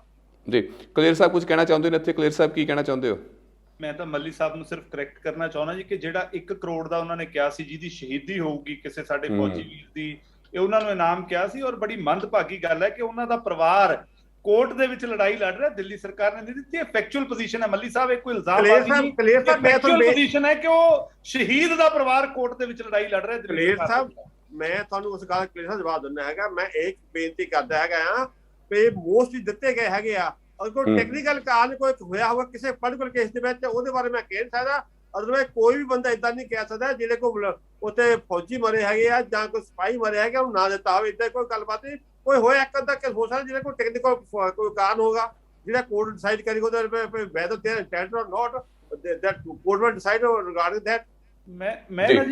ਮੈਂ ਮੱਲੀ ਸਾਹਿਬ ਦੇ ਨਾਲ 2-3 ਚੀਜ਼ਾਂ ਦਿੱਲੀ ਦੇ ਮੁੱਦੇ ਤੇ ਜ਼ਰੂਰ ਡਿਸਕਸ ਕਰਨੀਆਂ ਚਾਹੂੰਗਾ ਕਿ ਮੱਲੀ ਸਾਹਿਬ ਅਗਰ ਤੁਸੀਂ ਜ਼ਿਕਰ ਦਿੱਲੀ ਦਾ ਕਰਦੇ ਹੋ, ਹਰ ਆਮ ਆਦਮੀ ਪਾਰਟੀ ਦਾ ਜਿਹੜਾ ਕਾਰਜਕਰਤਾ ਲੀਡਰ ਹੈ ਉਹ ਪੰਜਾਬ ਦੇ ਵਿੱਚ ਦਿੱਲੀ ਮਾਡਲ ਦੀ ਗੱਲ ਕਰਦਾ ਹੈ। ਪਰ ਅੱਜ ਜਦੋਂ ਕਰੋਨਾ ਦਾ ਵਕਤ ਆਇਆ ਤਾਂ ਇਸ ਗੱਲ ਦਾ ਸਾਰਾ ਪੰਜਾਬ ਗਵਾਹ ਹੈ, ਸਾਰੇ ਦੇਸ਼ ਗਵਾਹ ਹੈ ਕਿ ਦਿੱਲੀ ਚੋਂ ਲੋਕਾਂ ਨੇ ਭੱਜ ਕੇ ਆ ਕੇ ਪੰਜਾਬ ਹਰਿਆਣਾ ਦੇ ਹਸਪਤਾਲਾਂ ਦੇ ਵਿੱਚ ਜਾਨ ਗਵਾਈ, ਆਪਣੀ ਜਾਨ ਬਚਾਈ। ਤੇ ਤੁਸੀਂ ਦੇਖੋਗੇ ਕਿ ਉਹ ਦਿੱਲੀ ਮਾਡਲ ਹੈਲਥ ਦਾ ਕਿੱਥੇ ਹੈ ਤੁਹਾਡਾ? ਤੁਸੀਂ ਮੁਹੱਲਾ ਕਲੀਨਿਕਾਂ ਦੀ ਗੱਲ ਕੀਤੀ, ਅੱਜ ਮੁਹੱਲਾ ਕਲੀਨਿਕਾਂ ਬੰਦ ਹੋ ਗਈਆਂ, ਸਿਰਫ 250 ਕਲੀਨਿਕ ਖੁੱਲੀ ਰਹਿ ਗਈ। ਔਰ ਆਰਟੀਆਈ ਦੀ ਇਨਫੋਰਮੇਸ਼ਨ ਹੈ ਕਿ ਮੁਹੱਲਾ ਕਲੀਨਿਕ ਦੇ ਬਜਟ ਨਾਲੋਂ ਤੁਹਾਡਾ ਐਡਵਰਟਾਈਜ਼ਮੈਂਟ ਦਾ ਬਜਟ ਕਿੰਨਾ ਗੁਣਾ ਵੱਧ ਹੈ। ਮੁਹੱਲਾ ਕਲੀਨਿਕਾਂ ਦਾ ਬਜਟ ਸਿਰਫ 25 ਕਰੋੜ ਦਾ ਹੈ ਤੇ ਦਿੱਲੀ ਸਰਕਾਰ ਕਈ ਸੈਂਕੜੇ ਕਰੋੜ ਐਡਵਰਟਾਈਜ਼ਮੈਂਟ ਦੇ ਉੱਤੇ ਖਰਚ ਰਹੀ ਹੈ। ਸੋ ਦਿੱਲੀ ਦਾ ਜਿਹੜੇ ਮਾਡਲ ਦੀ ਤੁਸੀਂ ਗੱਲ ਕਰਦੇ ਹੋ, ਮੇਰੇ ਬੜੇ ਸਪਸ਼ਟ ਸਵਾਲ ਨੇ। ਅੱਜ ਅਰਵਿੰਦ ਕੇਜਰੀਵਾਲ ਸਾਹਿਬ ਨੂੰ ਪੰਜਾਬ ਦੀ ਯਾਦ ਆ ਜਾਂਦੀ ਹੈ। ਉਹ ਪੰਜਾਬ ਦੇ ਵਿੱਚ ਆ ਕੇ ਕਹਿੰਦੇ ਨੇ ਜੀ ਕਿ 300 ਯੂਨਿਟ ਮਾਫ, ਜਦਕਿ ਉਰੇ ਐਸਸੀ ਬੀਸੀ ਨੂੰ 400 ਯੂਨਿਟ ਮਾਫ ਹੈ, ਖੇਤੀ ਸੈਕਟਰ ਨੂੰ ਬਿਜਲੀ ਮਾਫ ਹੈ। ਪਰ ਕਿਉਂ ਨਹੀਂ ਆਮ ਆਦਮੀ ਪਾਰਟੀ ਦੇ ਪੰਜਾਬ ਦੇ ਲੀਡਰ ਉਦੋਂ ਸਵਾਲ ਖੜਾ ਕਰਦੇ ਜਦੋਂ ਦਿੱਲੀ ਦੇ ਮੁੱਖ ਮੰਤਰੀ SYL ਦੇ ਮੁੱਦੇ ਤੇ ਸੁਪਰੀਮ ਕੋਰਟ ਦੇ ਵਿੱਚ ਪੰਜਾਬ ਦੇ ਉਲਟ ਐਫੀਡੇਵਿਟ ਦਿੰਦੇ ਨੇ। ਉਹ ਕਹਿੰਦੇ ਨੇ ਕਿ ਦਿੱਲੀ ਨੂੰ ਪਾਣੀ ਚਾਹੀਦਾ। ਜਦੋਂ ਪੰਜਾਬ ਦੀ ਪਰਾਲੀ ਦਾ ਧੂਆਂ ਦਿੱਲੀ ਪਹੁੰਚਦਾ ਤਾਂ ਉਹਦੇ ਲਈ ਪੰਜਾਬ ਦੇ ਕਿਸਾਨ ਨੂੰ ਜ਼ਿੰਮੇਵਾਰ ਠਹਿਰਾਇਆ ਜਾਂਦਾ। ਔਰ 1 ਕਰੋੜ ਦੇ ਫਾਈਨ ਦਾ ਅਗਰ ਕਿਸੇ ਨੇ ਔਨ ਰਿਕਾਰਡ ਸਵਾਗਤ ਕੀਤਾ ਤਾਂ ਅਰਵਿੰਦ ਕੇਜਰੀਵਾਲ ਹੈ। ਪੰਜਾਬ ਦੇ ਥਰਮਲਾਂ ਨੂੰ ਬੰਦ ਕਰਨ ਲਈ ਦਿੱਲੀ ਦੀ ਸੁਪਰੀਮ ਕੋਰਟ ਪਟੀਸ਼ਨ ਪਾਈ ਜਾਂਦੀ ਹੈ। ਤਾਂ ਮੇਰਾ ਸਿਰਫ ਇੱਕ ਸਵਾਲ ਹੈ ਕਿ ਕਿਉਂ ਨਹੀਂ ਪੰਜਾਬ ਦੇ ਆਮ ਆਦਮੀ ਪਾਰਟੀ ਦੇ ਲੀਡਰ ਪੰਜਾਬ ਦੇ ਹਿੱਤਾਂ ਦੀ ਪਹਿਰੇਦਾਰੀ ਕਰਦੇ? ਔਰ ਜਦੋਂ ਕੇਜਰੀਵਾਲ ਪੰਜਾਬ ਦੇ ਵਿਰੁੱਧ ਕੋਈ ਸਟੈਪ ਚੱਕਦੇ ਨੇ ਉਹਦਾ ਕਿਉਂ ਨਹੀਂ ਵਿਰੋਧ ਕੀਤਾ ਜਾਂਦਾ, ਚਾਹੇ ਭਗਵੰਤ ਮਾਨ ਹੈ, ਚਾਹੇ ਹਰਪਾਲ ਚੀਮਾ ਹੈ, ਤੇ ਚਾਹੇ ਜਿੰਨੇ ਵੀ ਆਮ ਆਦਮੀ ਪਾਰਟੀ ਦੇ ਲੀਡਰ ਹੈ। ਇਹ ਸਾਹਿਬ ਵੈਸੇ ਤੁਸੀਂ ਮੁੱਦੇ ਤੋਂ ਉੱਪਰ ਉੱਠ ਕੇ ਗੱਲ ਕਰਦੇ ਹੈਗੇ, ਆਪਣਾ ਮੁੱਦਾ ਨਹੀਂ ਹੈਗਾ, ਪਰ ਫਿਰ ਮੈਂ ਤੁਹਾਨੂੰ ਜਵਾਬ ਦੇ ਰਿਹਾ ਇਸ ਗੱਲ ਦਾ। ਜਿੱਥੇ ਤੁਸੀਂ ਇਹ ਗੱਲ ਕਹੀ ਹੈਗੀ ਆ ਕਿ ਦਿੱਲੀ ਦੇ ਪੇਸ਼ੈਂਟ ਜਿਹੜੇ ਹੈਗੇ ਆ ਕੋਰੋਨਾ ਦੁਆਰਾ ਪੰਜਾਬ 'ਚ ਆਏ ਆ, ਤਾਂ ਪਹਿਲੀ ਗੱਲ ਤਾਂ ਇਹ ਆ ਵੀ ਤੁਹਾਡੇ ਜਿਹੜੇ ਗਵਰਨਮੈਂਟ ਹਸਪੀਟਲ ਪੰਜਾਬ ਦੇ ਬਿਲਕੁਲ ਸਾਰੇ ਫੇਲ ਹੋ ਚੁੱਕੇ ਹੈਗੇ ਆ। ਜੇ ਉਹ ਆਏ ਆ ਤਾਂ ਸਿਰਫ ਪ੍ਰਾਈਵੇਟ ਹਸਪੀਟਲ 'ਚ ਆਏ ਹੈਗੇ ਆ, ਜਿੱਥੇ ਕਿ ਬਹੁਤ ਲੁੱਟ ਹੋਈ ਹੈਗੀ ਆ। ਜਿੱਥੋਂ ਗੱਲ ਹੈ ਵੀ ਆਏ ਕਿਉਂ ਹੈਗੇ ਆ, ਉਹਦਾ ਕਾਰਨ ਇਹ ਆ ਕਿ ਜਦੋਂ ਸਮੁੰਦਰ ਵਿੱਚ ਤੂਫਾਨ ਆਉਂਦਾ ਨਾ, ਸਾਰੇ ਨਦੀ ਸਾਰੇ ਭਰ ਜਾਂਦੀਆਂ ਹੈਗੀਆਂ। ਉੱਥੇ ਆਇਆ ਸੀਗਾ ਤੂਫਾਨ, ਉੱਥੇ ਆਇਆ ਸੀਗਾ ਸਮੁੰਦਰ ਦਾ, ਉੱਥੇ ਆਇਆ ਸੀਗਾ ਹੜ੍ਹ, ਆਇਆ ਸੀਗਾ ਕੋਰੋਨਾ ਦਾ, ਜਿਹਦੇ ਕਰਕੇ ਜਿੰਨੀ ਕੈਪੈਸਿਟੀ ਸੀਗੀ ਹਸਪਤਾਲ ਦੀ ਉਹ ਤਾਂ ਕਈ ਗੁਣਾ ਵੱਧ ਜਿਹੜੇ ਪੇਸ਼ੈਂਟ ਹੋ ਗਏ ਆ, ਜਿਸ ਕਾਰਨ ਕਰਕੇ ਉਹ ਪੂਰੀ ਹਸਪਤਾਲ ਭਰਨ ਤੋਂ ਬਾਅਦ ਆਉਣਾ ਪਿਆ ਹੈਗਾ। ਇਹ ਕਾਰਨ ਹੋਇਆ, ਅਦਰਵਾਈਜ਼ ਉੱਥੇ ਪੂਰਾ ਟ੍ਰੀਟਮੈਂਟ ਹੈਗਾ। ਮੇਰਾ ਭਰਾ ਉੱਥੇ ਰਹਿੰਦਾ ਆ, ਸਾਡੇ ਫੈਮਿਲੀ ਉੱਥੇ ਰਹਿੰਦੀ ਆ, ਉਹ ਸਾਰੇ ਦੱਸਦੇ ਕਿ ਬਿਲਕੁਲ ਸਹੀ ਟ੍ਰੀਟਮੈਂਟ ਹੋ ਰਿਹਾ, ਕੋਈ ਏਦਾਂ ਗੱਲਬਾਤ ਨਹੀਂ ਹੈਗੀ। ਸਿਰਫ ਆਹੀ ਕਾਰਨ ਬਣਿਆ ਹੈਗਾ। ਹੁਣ ਦੱਸ ਦਿਓ ਉਸ ਤੋਂ ਜਦ ਕੋਰੋਨਾ ਕੰਟਰੋਲ ਹੈਗਾ ਉਸ ਤੋਂ ਬਾਅਦ ਦੱਸ ਦਿਓ ਕਿੰਨੇ ਕੁ ਆਏ ਪੇਸ਼ੈਂਟ ਪੰਜਾਬ ਦੇ ਵਿੱਚ। ਮੈਂ ਦੁਬਾਰਾ ਮੁੱਦੇ ਵੱਲ ਆਉਂਦਾ ਵਾਂ। ਅਸੀਂ ਗੱਲ ਕਰ ਰਹੇ ਹਾਂ ਕਿ ਜਿਹੜੀ ਝੂਠ ਜਿਹੜੇ ਬਿਆਨਬਾਜ਼ੀ ਨੇ ਉਹ ਕਾਫੀ ਅੱਜ ਕੱਲ੍ਹ ਚਰਚਾ ਵਿੱਚ ਹੈ। ਸੋ ਸਿਮਿਲਰਲੀ ਰੀਸੈਂਟਲੀ ਜਿਹੜੇ ਸੁਖਬੀਰ ਸਿੰਘ ਬਾਦਲ ਨੇ ਉਹ ਦਿੱਲੀ ਜਾਂਦੇ ਨੇ, ਆਪਣੇ ਹੋਮ ਮਿਨਿਸਟਰ ਨੂੰ ਮਿਲਦੇ ਨੇ ਤੇ ਇੱਥੇ ਆ ਕੇ ਟਵੀਟ ਕਰ ਦਿੰਦੇ ਨੇ, ਲੋਕਾਂ ਨੂੰ ਆਖਦੇ ਨੇ ਕਿ ਅਸੀਂ ਤਾਂ ਬਈ ਚੰਡੀਗੜ੍ਹ ਦੇ ਮੁੱਦੇ ਦੇ ਉੱਪਰ ਵੀ ਚੰਗੀ ਤਰ੍ਹਾਂ ਗੱਲਬਾਤ ਕੀਤੀ ਹੈ। ਐਂਡ ਉਸ ਤੋਂ ਤੁਰੰਤ ਬਾਅਦ ਹੋਮ ਮਿਨਿਸਟਰੀ ਟਵੀਟ ਕਰਕੇ ਕਹਿੰਦੀ ਹੈ ਕਿ ਨਹੀਂ, ਇਸ ਮੁੱਦੇ ਦੇ ਉੱਪਰ ਕੋਈ ਗੱਲਬਾਤ ਨਹੀਂ ਹੋਈ। ਤੇ ਇੱਦਾਂ ਦੀਆਂ ਹੋਰ ਵੀ ਗੱਲਾਂ ਬਾਤਾਂ ਨੇ। ਝੂਠ ਜਿਹੜਾ ਹੈ ਲੋਕਾਂ ਨੂੰ ਕਿਹਾ ਜਾਂਦਾ ਹੈ, ਪਰ ਉਸ ਤੋਂ ਬਾਅਦ ਕਿਉਂਕਿ ਅੱਜ ਕੱਲ੍ਹ ਕੋਈ ਵੀ ਚੀਜ਼ ਲੁਕੀ ਨਹੀਂ ਹੈ, ਖਾਸ ਕਰਕੇ ਸੋਸ਼ਲ ਮੀਡੀਆ ਦੇ ਜ਼ਮਾਨੇ ਦੇ ਵਿੱਚ ਸਾਫ਼ ਤੌਰ 'ਤੇ ਅਸੀਂ ਪੁਰਾਣੀਆਂ ਚੀਜ਼ਾਂ ਵੀਡੀਓ ਜਿਹੜੀਆਂ ਆਪਾਂ ਆਰਾਮ ਨਾਲ ਦੇਖ ਲੈਂਦੇ ਹਾਂ, ਆਪਾਂ ਪਤਾ ਲੱਗ ਜਾਂਦਾ ਕਿ ਕੌਣ ਕਿੰਨਾ ਕੁ ਝੂਠ ਬੋਲ ਰਿਹਾ। ਸੋ ਉਹਦੇ ਬਾਰੇ ਕਲੀਅਰ ਸਾਹਿਬ ਤੁਸੀਂ ਕੀ ਕਹਿੰਦੇ ਹੋ ਕਿ ਉੱਥੇ ਕੁਝ ਬਿਆਨ ਕਰਨੇ ਤੇ ਉਹਨਾਂ ਵੱਲੋਂ ਸਾਫ਼ ਹੀ ਸਪਸ਼ਟੀਕਰਨ ਆ ਜਾਂਦਾ ਕਿ ਬਈ ਸਾਡੇ ਨਾਲ ਇਸ ਮੁੱਦੇ ਤੇ ਗੱਲ ਵੀ ਨਹੀਂ ਹੋਈ? ਨਹੀਂ, ਮੇਰਾ ਤਾਂ ਸਪਸ਼ਟੀਕਰਨ ਦੀ ਲੋੜ ਹੀ ਨਹੀਂ। ਸਰਦਾਰ ਸੁਖਬੀਰ ਸਿੰਘ ਬਾਦਲ ਨੇ ਉਹ ਤੋਂ ਬਾਅਦ ਦੁਬਾਰਾ ਬਿਆਨ ਜਾਰੀ ਕਰਤਾ ਸੀ ਕਿ ਸਪੀਕਰ ਦੇ ਚੈਂਬਰ ਦੇ ਵਿੱਚ ਮੇਰੀ ਅਮਿਤ ਸ਼ਾਹ ਦੇ ਨਾਲ ਮੀਟਿੰਗ ਹੋਈ ਔਰ ਬੀਜੇਪੀ ਸਰਕਾਰ ਉਸ ਤੋਂ ਬਾਅਦ ਉਸ ਗੱਲ ਦਾ ਖੰਡਨ ਨਹੀਂ ਕਰ ਸਕੀ ਸੀ। ਤਰਾਸਦੀ ਇਹ ਹੈ ਜੀ, ਅਸੀਂ ਇਹ ਗੱਲ ਕਹਿੰਦੇ ਆ ਕਿ ਬੀਜੇਪੀ ਸਾਡੀ ਭਾਈਵਾਲ ਰਹੀ ਹੈ ਔਰ ਅਟਲ ਬਿਹਾਰੀ ਵਾਜਪਾਈ ਸਾਹਿਬ ਦਾ ਜੋ ਸਮਾਂ ਸੀ, ਜਿਸ ਤਰੀਕੇ ਦੇ ਨਾਲ ਉਦੋਂ ਅਲਾਏ ਪਾਰਟਨਰ ਨਾਲ ਗੱਲ ਕੀਤੀ ਜਾਂਦੀ ਸੀ, ਫੈਸਲੇ ਲਏ ਜਾਂਦੇ ਸੀ, ਜਿਹੜੀ ਅੱਜ ਦੀ ਬੀਜੇਪੀ ਹੈ ਮੋਦੀ ਅਮਿਤ ਸ਼ਾਹ ਦੀ, ਇਹ ਤਾਂ ਤਾਨਾਸ਼ਾਹ ਨੇ। ਅਸੀਂ ਪੰਜਾਬ ਦੇ ਮੁੱਦੇ ਬਹੁਤ ਹੱਲ ਕਰਾਉਣ ਦੀ ਕੋਸ਼ਿਸ਼ ਕੀਤੀ, ਚਾਹੇ 84 ਦੇ ਜਿਹੜੇ ਦੰਗਿਆਂ ਦਾ, ਉਦੋਂ ਜੈਨੋਸਾਈਡ ਦਾ ਇਨਸਾਫ ਮਾੜਾ ਮੋਟਾ ਜਿੰਨਾ ਕੁ ਮੱਲਮ ਲਾ ਸਕੇ ਉਹ ਪ੍ਰੈਸ਼ਰ ਪਾ ਕੇ ਲਵਾਇਆ, ਕਾਲੀ ਸੂਚੀ ਮਾਫ ਕਰਾਈ। ਪਰ ਜਿਹੜੀ ਬੀਜੇਪੀ ਅਮਿਤ ਸ਼ਾਹ ਨਰਿੰਦਰ ਮੋਦੀ ਦੀ ਜੋੜੀ ਹੈ ਤਾਨਾਸ਼ਾਹ ਨੇ। ਔਰ ਇਸੇ ਗੱਲ ਦੇ ਉੱਤੇ ਜਦੋਂ ਸਰਦਾਰ ਸੁਖਬੀਰ ਸਿੰਘ ਬਾਦਲ ਨੇ ਉੱਥੇ ਇਹਨਾਂ ਦੇ ਨਾਲ ਗੱਲ ਕੀਤੀ ਔਰ ਲੋਕ ਸਭਾ ਦੇ ਸਪੀਕਰ ਦੇ ਦਫ਼ਤਰ ਦੇ ਵਿੱਚ ਇਹ ਗੱਲ ਹੋਈ ਹੈ, ਤੇ ਜਦੋਂ ਸੁਖਬੀਰ ਸਿੰਘ ਬਾਦਲ ਨੇ ਬਾਅਦ ਦੇ ਵਿੱਚ ਇਹ ਗੱਲ ਕਹੀ ਤਾਂ ਹੋਮ ਮਿਨਿਸਟਰੀ ਇਹਦੇ ਤੇ ਕੋਈ ਦੁਬਾਰਾ ਸਪਸ਼ਟੀਕਰਨ ਨਹੀਂ ਦੇ ਸਕੀ, ਕਿਉਂਕਿ ਸਪੀਕਰ ਸਾਹਿਬ ਦਾ ਜਿਹੜਾ ਕਮਰਾ ਹੈ ਉਹਦੀ ਪ੍ਰੋਪਰ ਵੀਡੀਓ ਰਿਕਾਰਡਿੰਗ ਹੁੰਦੀ ਹੈ। ਸੋ ਉਸ ਗੱਲ ਤੋਂ ਮੁਨਕਰ ਨਹੀਂ ਹੋਇਆ ਜਾ ਸਕਦਾ ਔਰ ਅਮਿਤ ਸ਼ਾਹ ਸਾਹਿਬ ਜਾਂ ਹੋਮ ਮਿਨਿਸਟਰੀ ਉਸ ਤੋਂ ਬਾਅਦ ਉਸ ਤੇ ਕੋਈ ਗੱਲ ਨਹੀਂ ਕਹਿ ਸਕਦੀ ਜੀ। ਸੋ ਮੁੱਦੇ ਦੇ ਨਾਲ ਇੱਕ ਹੋਰ ਟੌਪਿਕ ਇਹ ਵੀ ਰਲਦਾ ਹੈ ਕਿ ਜਿਹੜੇ ਅਲੱਗ-ਅਲੱਗ ਨੇਤਾ ਨੇ ਕਿਸੇ ਵੀ ਪਾਰਟੀ ਦੇ ਭਾਵੇਂ ਹੋਣ, ਜਿਵੇਂ ਕਿ ਪਹਿਲਾਂ ਮੈਂ ਗੱਲ ਕੀਤੀ ਕਿ ਇਲੈਕਸ਼ਨਾਂ ਤੋਂ ਪਹਿਲਾਂ ਤਾਂ ਕਾਫੀ ਅਵੇਲੇਬਲ ਰਹਿੰਦੇ ਨੇ, ਪਰ ਜਦੋਂ ਪਾਵਰ ਵਿੱਚ ਆ ਜਾਂਦੇ ਨੇ ਤਾਂ ਉਹਨਾਂ 'ਚ ਕੋਈ ਹੋਮਾ ਆ ਜਾਂਦਾ। ਕੀ ਆ ਜਾਂਦਾ? ਕਿਉਂਕਿ ਉਹ ਜਿਹੜੇ ਅਫਸਰ ਨੇ ਉਹਨਾਂ ਦੇ ਨਾਲ ਬਦਸਲੂਕੀ ਕਰਦੇ ਹੋਏ ਨਜ਼ਰ ਆਉਂਦੇ ਨੇ। ਹਰ ਇੱਕ ਪਾਰਟੀ ਦਾ ਇਹੀ ਹਾਲ ਹੈ। ਸੋ ਸਭ ਤੋਂ ਪਹਿਲਾਂ ਮੈਂ ਜਿਹੜੇ ਕਾਂਗਰਸ ਦੇ ਪੱਲਾਸੋਰ ਜੀ ਨੇ ਉਹਨਾਂ ਤੋਂ ਪੁੱਛਦਾ ਵਾਂ ਕਿ ਤੁਹਾਡੀ ਹੀ ਪਾਰਟੀ ਦੇ ਕਾਫੀ ਸਾਰੇ ਐਮਐਲਏ ਜਿਹੜੇ ਨੇ ਉਹ ਵੀਡੀਓ ਸਾਹਮਣੇ ਆਉਂਦੀਆਂ ਨੇ, ਬਿਆਨ ਸਾਹਮਣੇ ਆਉਂਦੇ ਨੇ, ਕਿਸੇ ਅਫਸਰਸ਼ਾਹੀ ਨੂੰ ਮਤਲਬ ਕਿੱਦਾਂ ਜ਼ਬਾਨ ਜਿਹੜੀ ਹੈ, ਸ਼ਬਦਾਵਲੀ ਕਿਵੇਂ ਦੀ ਵਰਤੀ ਜਾਂਦੀ ਹੈ, ਲੋਕਾਂ ਦੇ ਨਾਲ ਕਿਵੇਂ ਬੋਲਦੇ ਨੇ। ਪਹਿਲਾਂ ਤਾਂ ਤੁਸੀਂ ਕਹਿੰਦੇ ਹੋ, ਹਰ ਇੱਕ ਪਾਰਟੀ ਕਹਿੰਦੀ ਕਿ ਅਸੀਂ ਤਾਂ ਸੇਵਾ ਕਰਾਂਗੇ ਜਦੋਂ ਅਸੀਂ ਪਾਵਰ ਵਿੱਚ ਆ ਗਏ, ਪਰ ਉਹ ਸੇਵਾ ਇਹੋ ਜਿਹੀ ਸੇਵਾ ਹੋ ਗਈ ਆ? ਜਿੱਥੋਂ ਤੱਕ ਅਮਰ ਜੀ ਅਫਸਰਸ਼ਾਹੀ ਦਾ ਸਵਾਲ ਹੈ, ਅਫਸਰਸ਼ਾਹੀ ਕਿਉਂਕਿ ਡੈਮੋਕ੍ਰੈਟਿਕ ਸਿਸਟਮ ਚੋਂ ਨਹੀਂ ਨਿਕਲਦੀ, ਉਹ ਆਪਣੀ ਲਿਆਕਤ ਨਾਲ ਆਈ ਹੁੰਦੀ ਹੈ, ਉਹ ਲੋਕਾਂ ਅੱਗੇ ਜਵਾਬਦੇਹ ਨਹੀਂ ਹੁੰਦੇ। ਇਸ ਕਰਕੇ ਕਿਤੇ ਨਾ ਕਿਤੇ ਹਉਮੇਵਸ, ਹੰਕਾਰਵਸ ਉਹਨਾਂ ਦਾ ਲੋਕਾਂ ਦੇ ਪ੍ਰਤੀ ਰਵੱਈਆ ਉਹ ਨਹੀਂ ਰਹਿੰਦਾ ਜਿਹੜਾ ਰਹਿਣਾ ਚਾਹੀਦਾ ਲੋਕ ਸੇਵਕ ਵਜੋਂ। ਪਰ ਸਿਆਸੀ ਨੁਮਾਇੰਦੇ ਕਿਉਂਕਿ ਲੋਕਾਂ ਦੇ ਵਿੱਚੋਂ ਨਿਕਲ ਕੇ ਲੋਕਾਂ ਦੁਆਰਾ ਚੁਣੇ ਹੋਏ, ਲੋਕਾਂ ਦੁਆਰਾ ਬਣਾਏ ਹੋਏ ਹੁੰਦੇ ਨੇ, ਇਸ ਕਰਕੇ ਸਿਆਸੀ ਬੰਦਾ ਜਦੋਂ ਵੀ ਪ੍ਰਸ਼ਾਸਨਿਕ ਜ਼ਿੰਮੇਵਾਰੀਆਂ ਪੈਂਦੀਆਂ ਨੇ, ਸਮਾਂ ਵੰਡਿਆ ਜ਼ਰੂਰ ਜਾਂਦਾ ਉਹਨਾਂ ਜ਼ਿੰਮੇਵਾਰੀਆਂ ਦੇ ਵਿੱਚ, ਪਰ ਕਦੀ ਵੀ ਲੋਕਾਂ ਤੋਂ ਪਾਸੇ ਰਹਿ ਕੇ, ਲੋਕਾਂ ਤੋਂ ਪਾਸੇ ਚੱਲ ਕੇ, ਲੋਕਾਂ ਨੂੰ ਅਫਸਰਸ਼ਾਹੀ ਦੇ ਹਵਾਲੇ ਕਰਕੇ ਕਦੀ ਵੀ ਇਸ ਤਰ੍ਹਾਂ ਦਾ ਸਿਸਟਮ ਦੇ ਵਿੱਚ ਨਹੀਂ ਹੋਇਆ ਜੀ। ਵੈਸੇ ਤਾਂ ਸਾਰੇ ਹੀ ਜਿਹੜੇ ਅੱਜ ਸਾਡੇ ਜਿਹੜੇ ਪੈਨਲ ਦੇ ਜਿਹੜੇ ਦੋਸਤ ਜੁੜੇ ਨੇ ਉਹ ਕਾਨੂੰਨ ਦੇ ਨਾਲ ਸੰਬੰਧ ਰੱਖਦੇ ਨੇ। ਸੋ ਜਿਹੜਾ ਡੈਫਾਮੇਸ਼ਨ ਦਾ ਜਿਹੜਾ ਮੁੱਦਾ ਚੱਕਿਆ ਜਾਂਦਾ ਕਿ ਉਹਨੂੰ ਯੂਜ਼ ਨਹੀਂ ਕੀਤਾ ਜਾਂਦਾ ਤਾਂ ਜੋ ਇੱਕ ਜਿਹੜੀ ਪਰੰਪਰਾ ਜਿਹੜੀ ਚੱਲ ਚੁੱਕੀ ਹੈ, ਇੱਕ ਗਲਤ ਉਦਾਹਰਨ ਜਿਹੜੀ ਬਣਾਈ ਜਾ ਰਹੀ ਹੈ ਲੋਕਾਂ ਦੇ ਵਿੱਚ, ਉਸ ਨੂੰ ਬੰਦ ਕੀਤਾ ਜਾਵੇ। ਇਸ ਸਵਾਲ ਨੂੰ ਮੈਂ ਕਲੀਅਰ ਸਾਹਿਬ ਤੋਂ ਪੁੱਛਦਾ ਵਾਂ। ਕਲੀਅਰ ਸਾਹਿਬ, ਕੀ ਅਜਿਹਾ ਜਿਹਾ ਪ੍ਰੋਵੀਜ਼ਨ ਨਹੀਂ ਸੀ ਕੀਤਾ ਜਾ ਸਕਦਾ?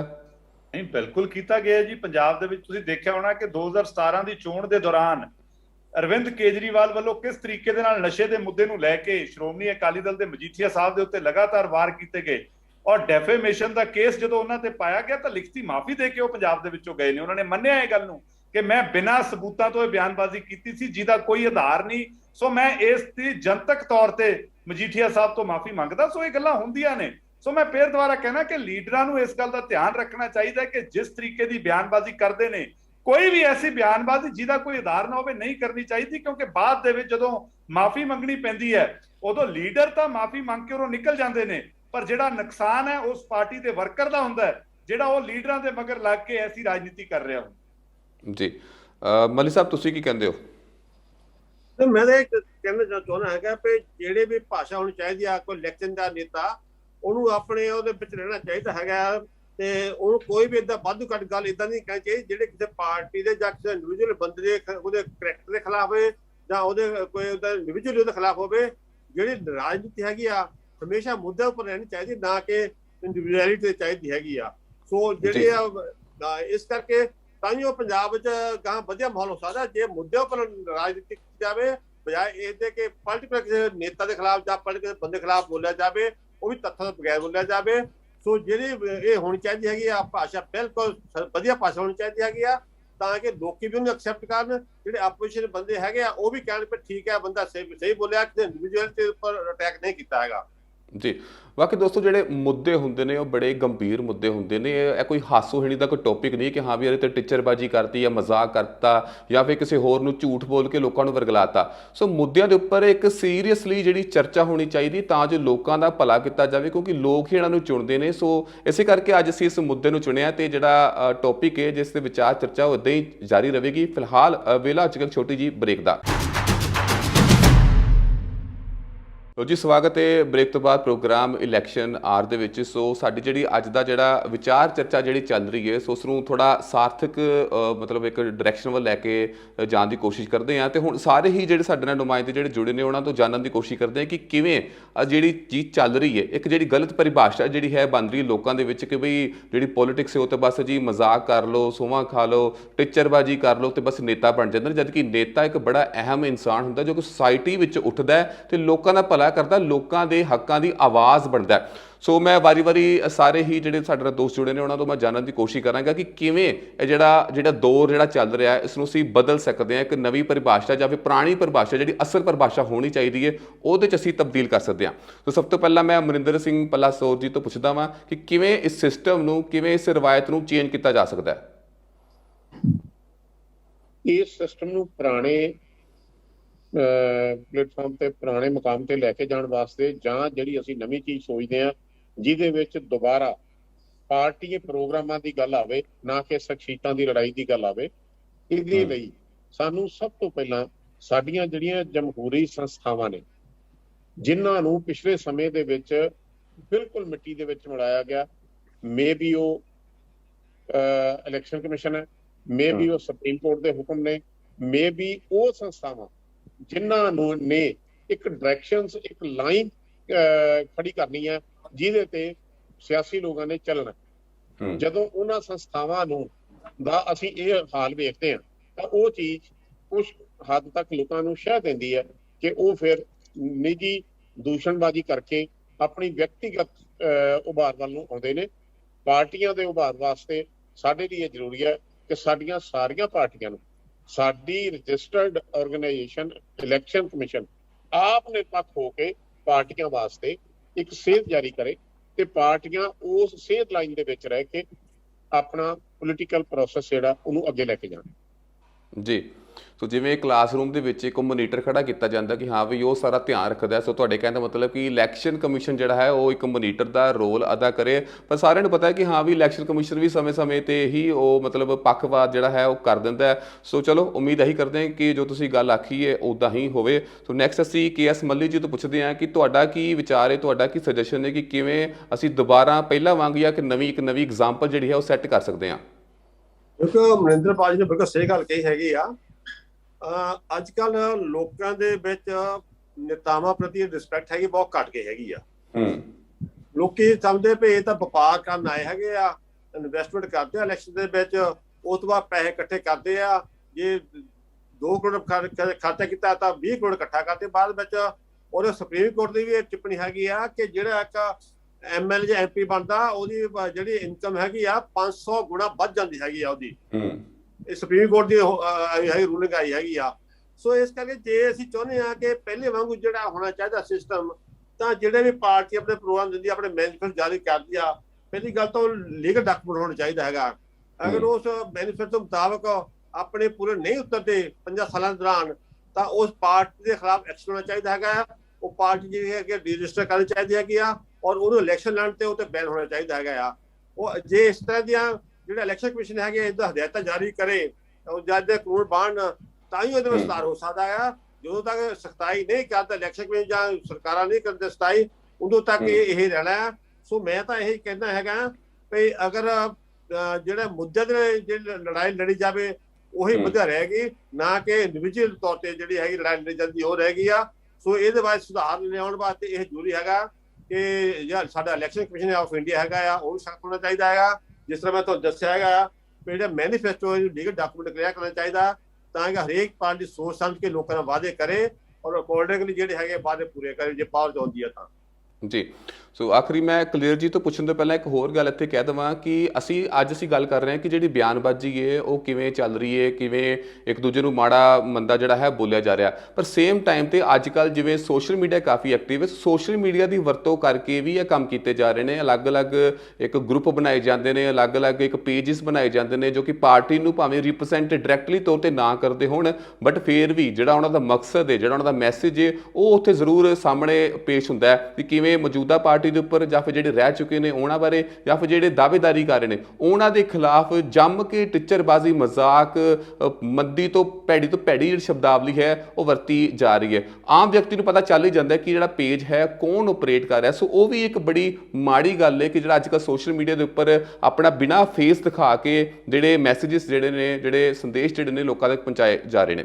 ਸੋ ਦੁਬਾਰਾ ਉਸੇ ਮੁੱਦੇ ਤੇ ਗੱਲ ਕਰਦੇ ਹਾਂ ਤੇ ਕਲੀਅਰ ਸਾਹਿਬ ਤੁਸੀਂ ਕੀ ਕਹਿੰਦੇ ਹੋ ਕਿ ਕਿਵੇਂ ਸਿਸਟਮ ਨੂੰ ਬਦਲਿਆ ਜਾ ਸਕਦਾ ਹੈ?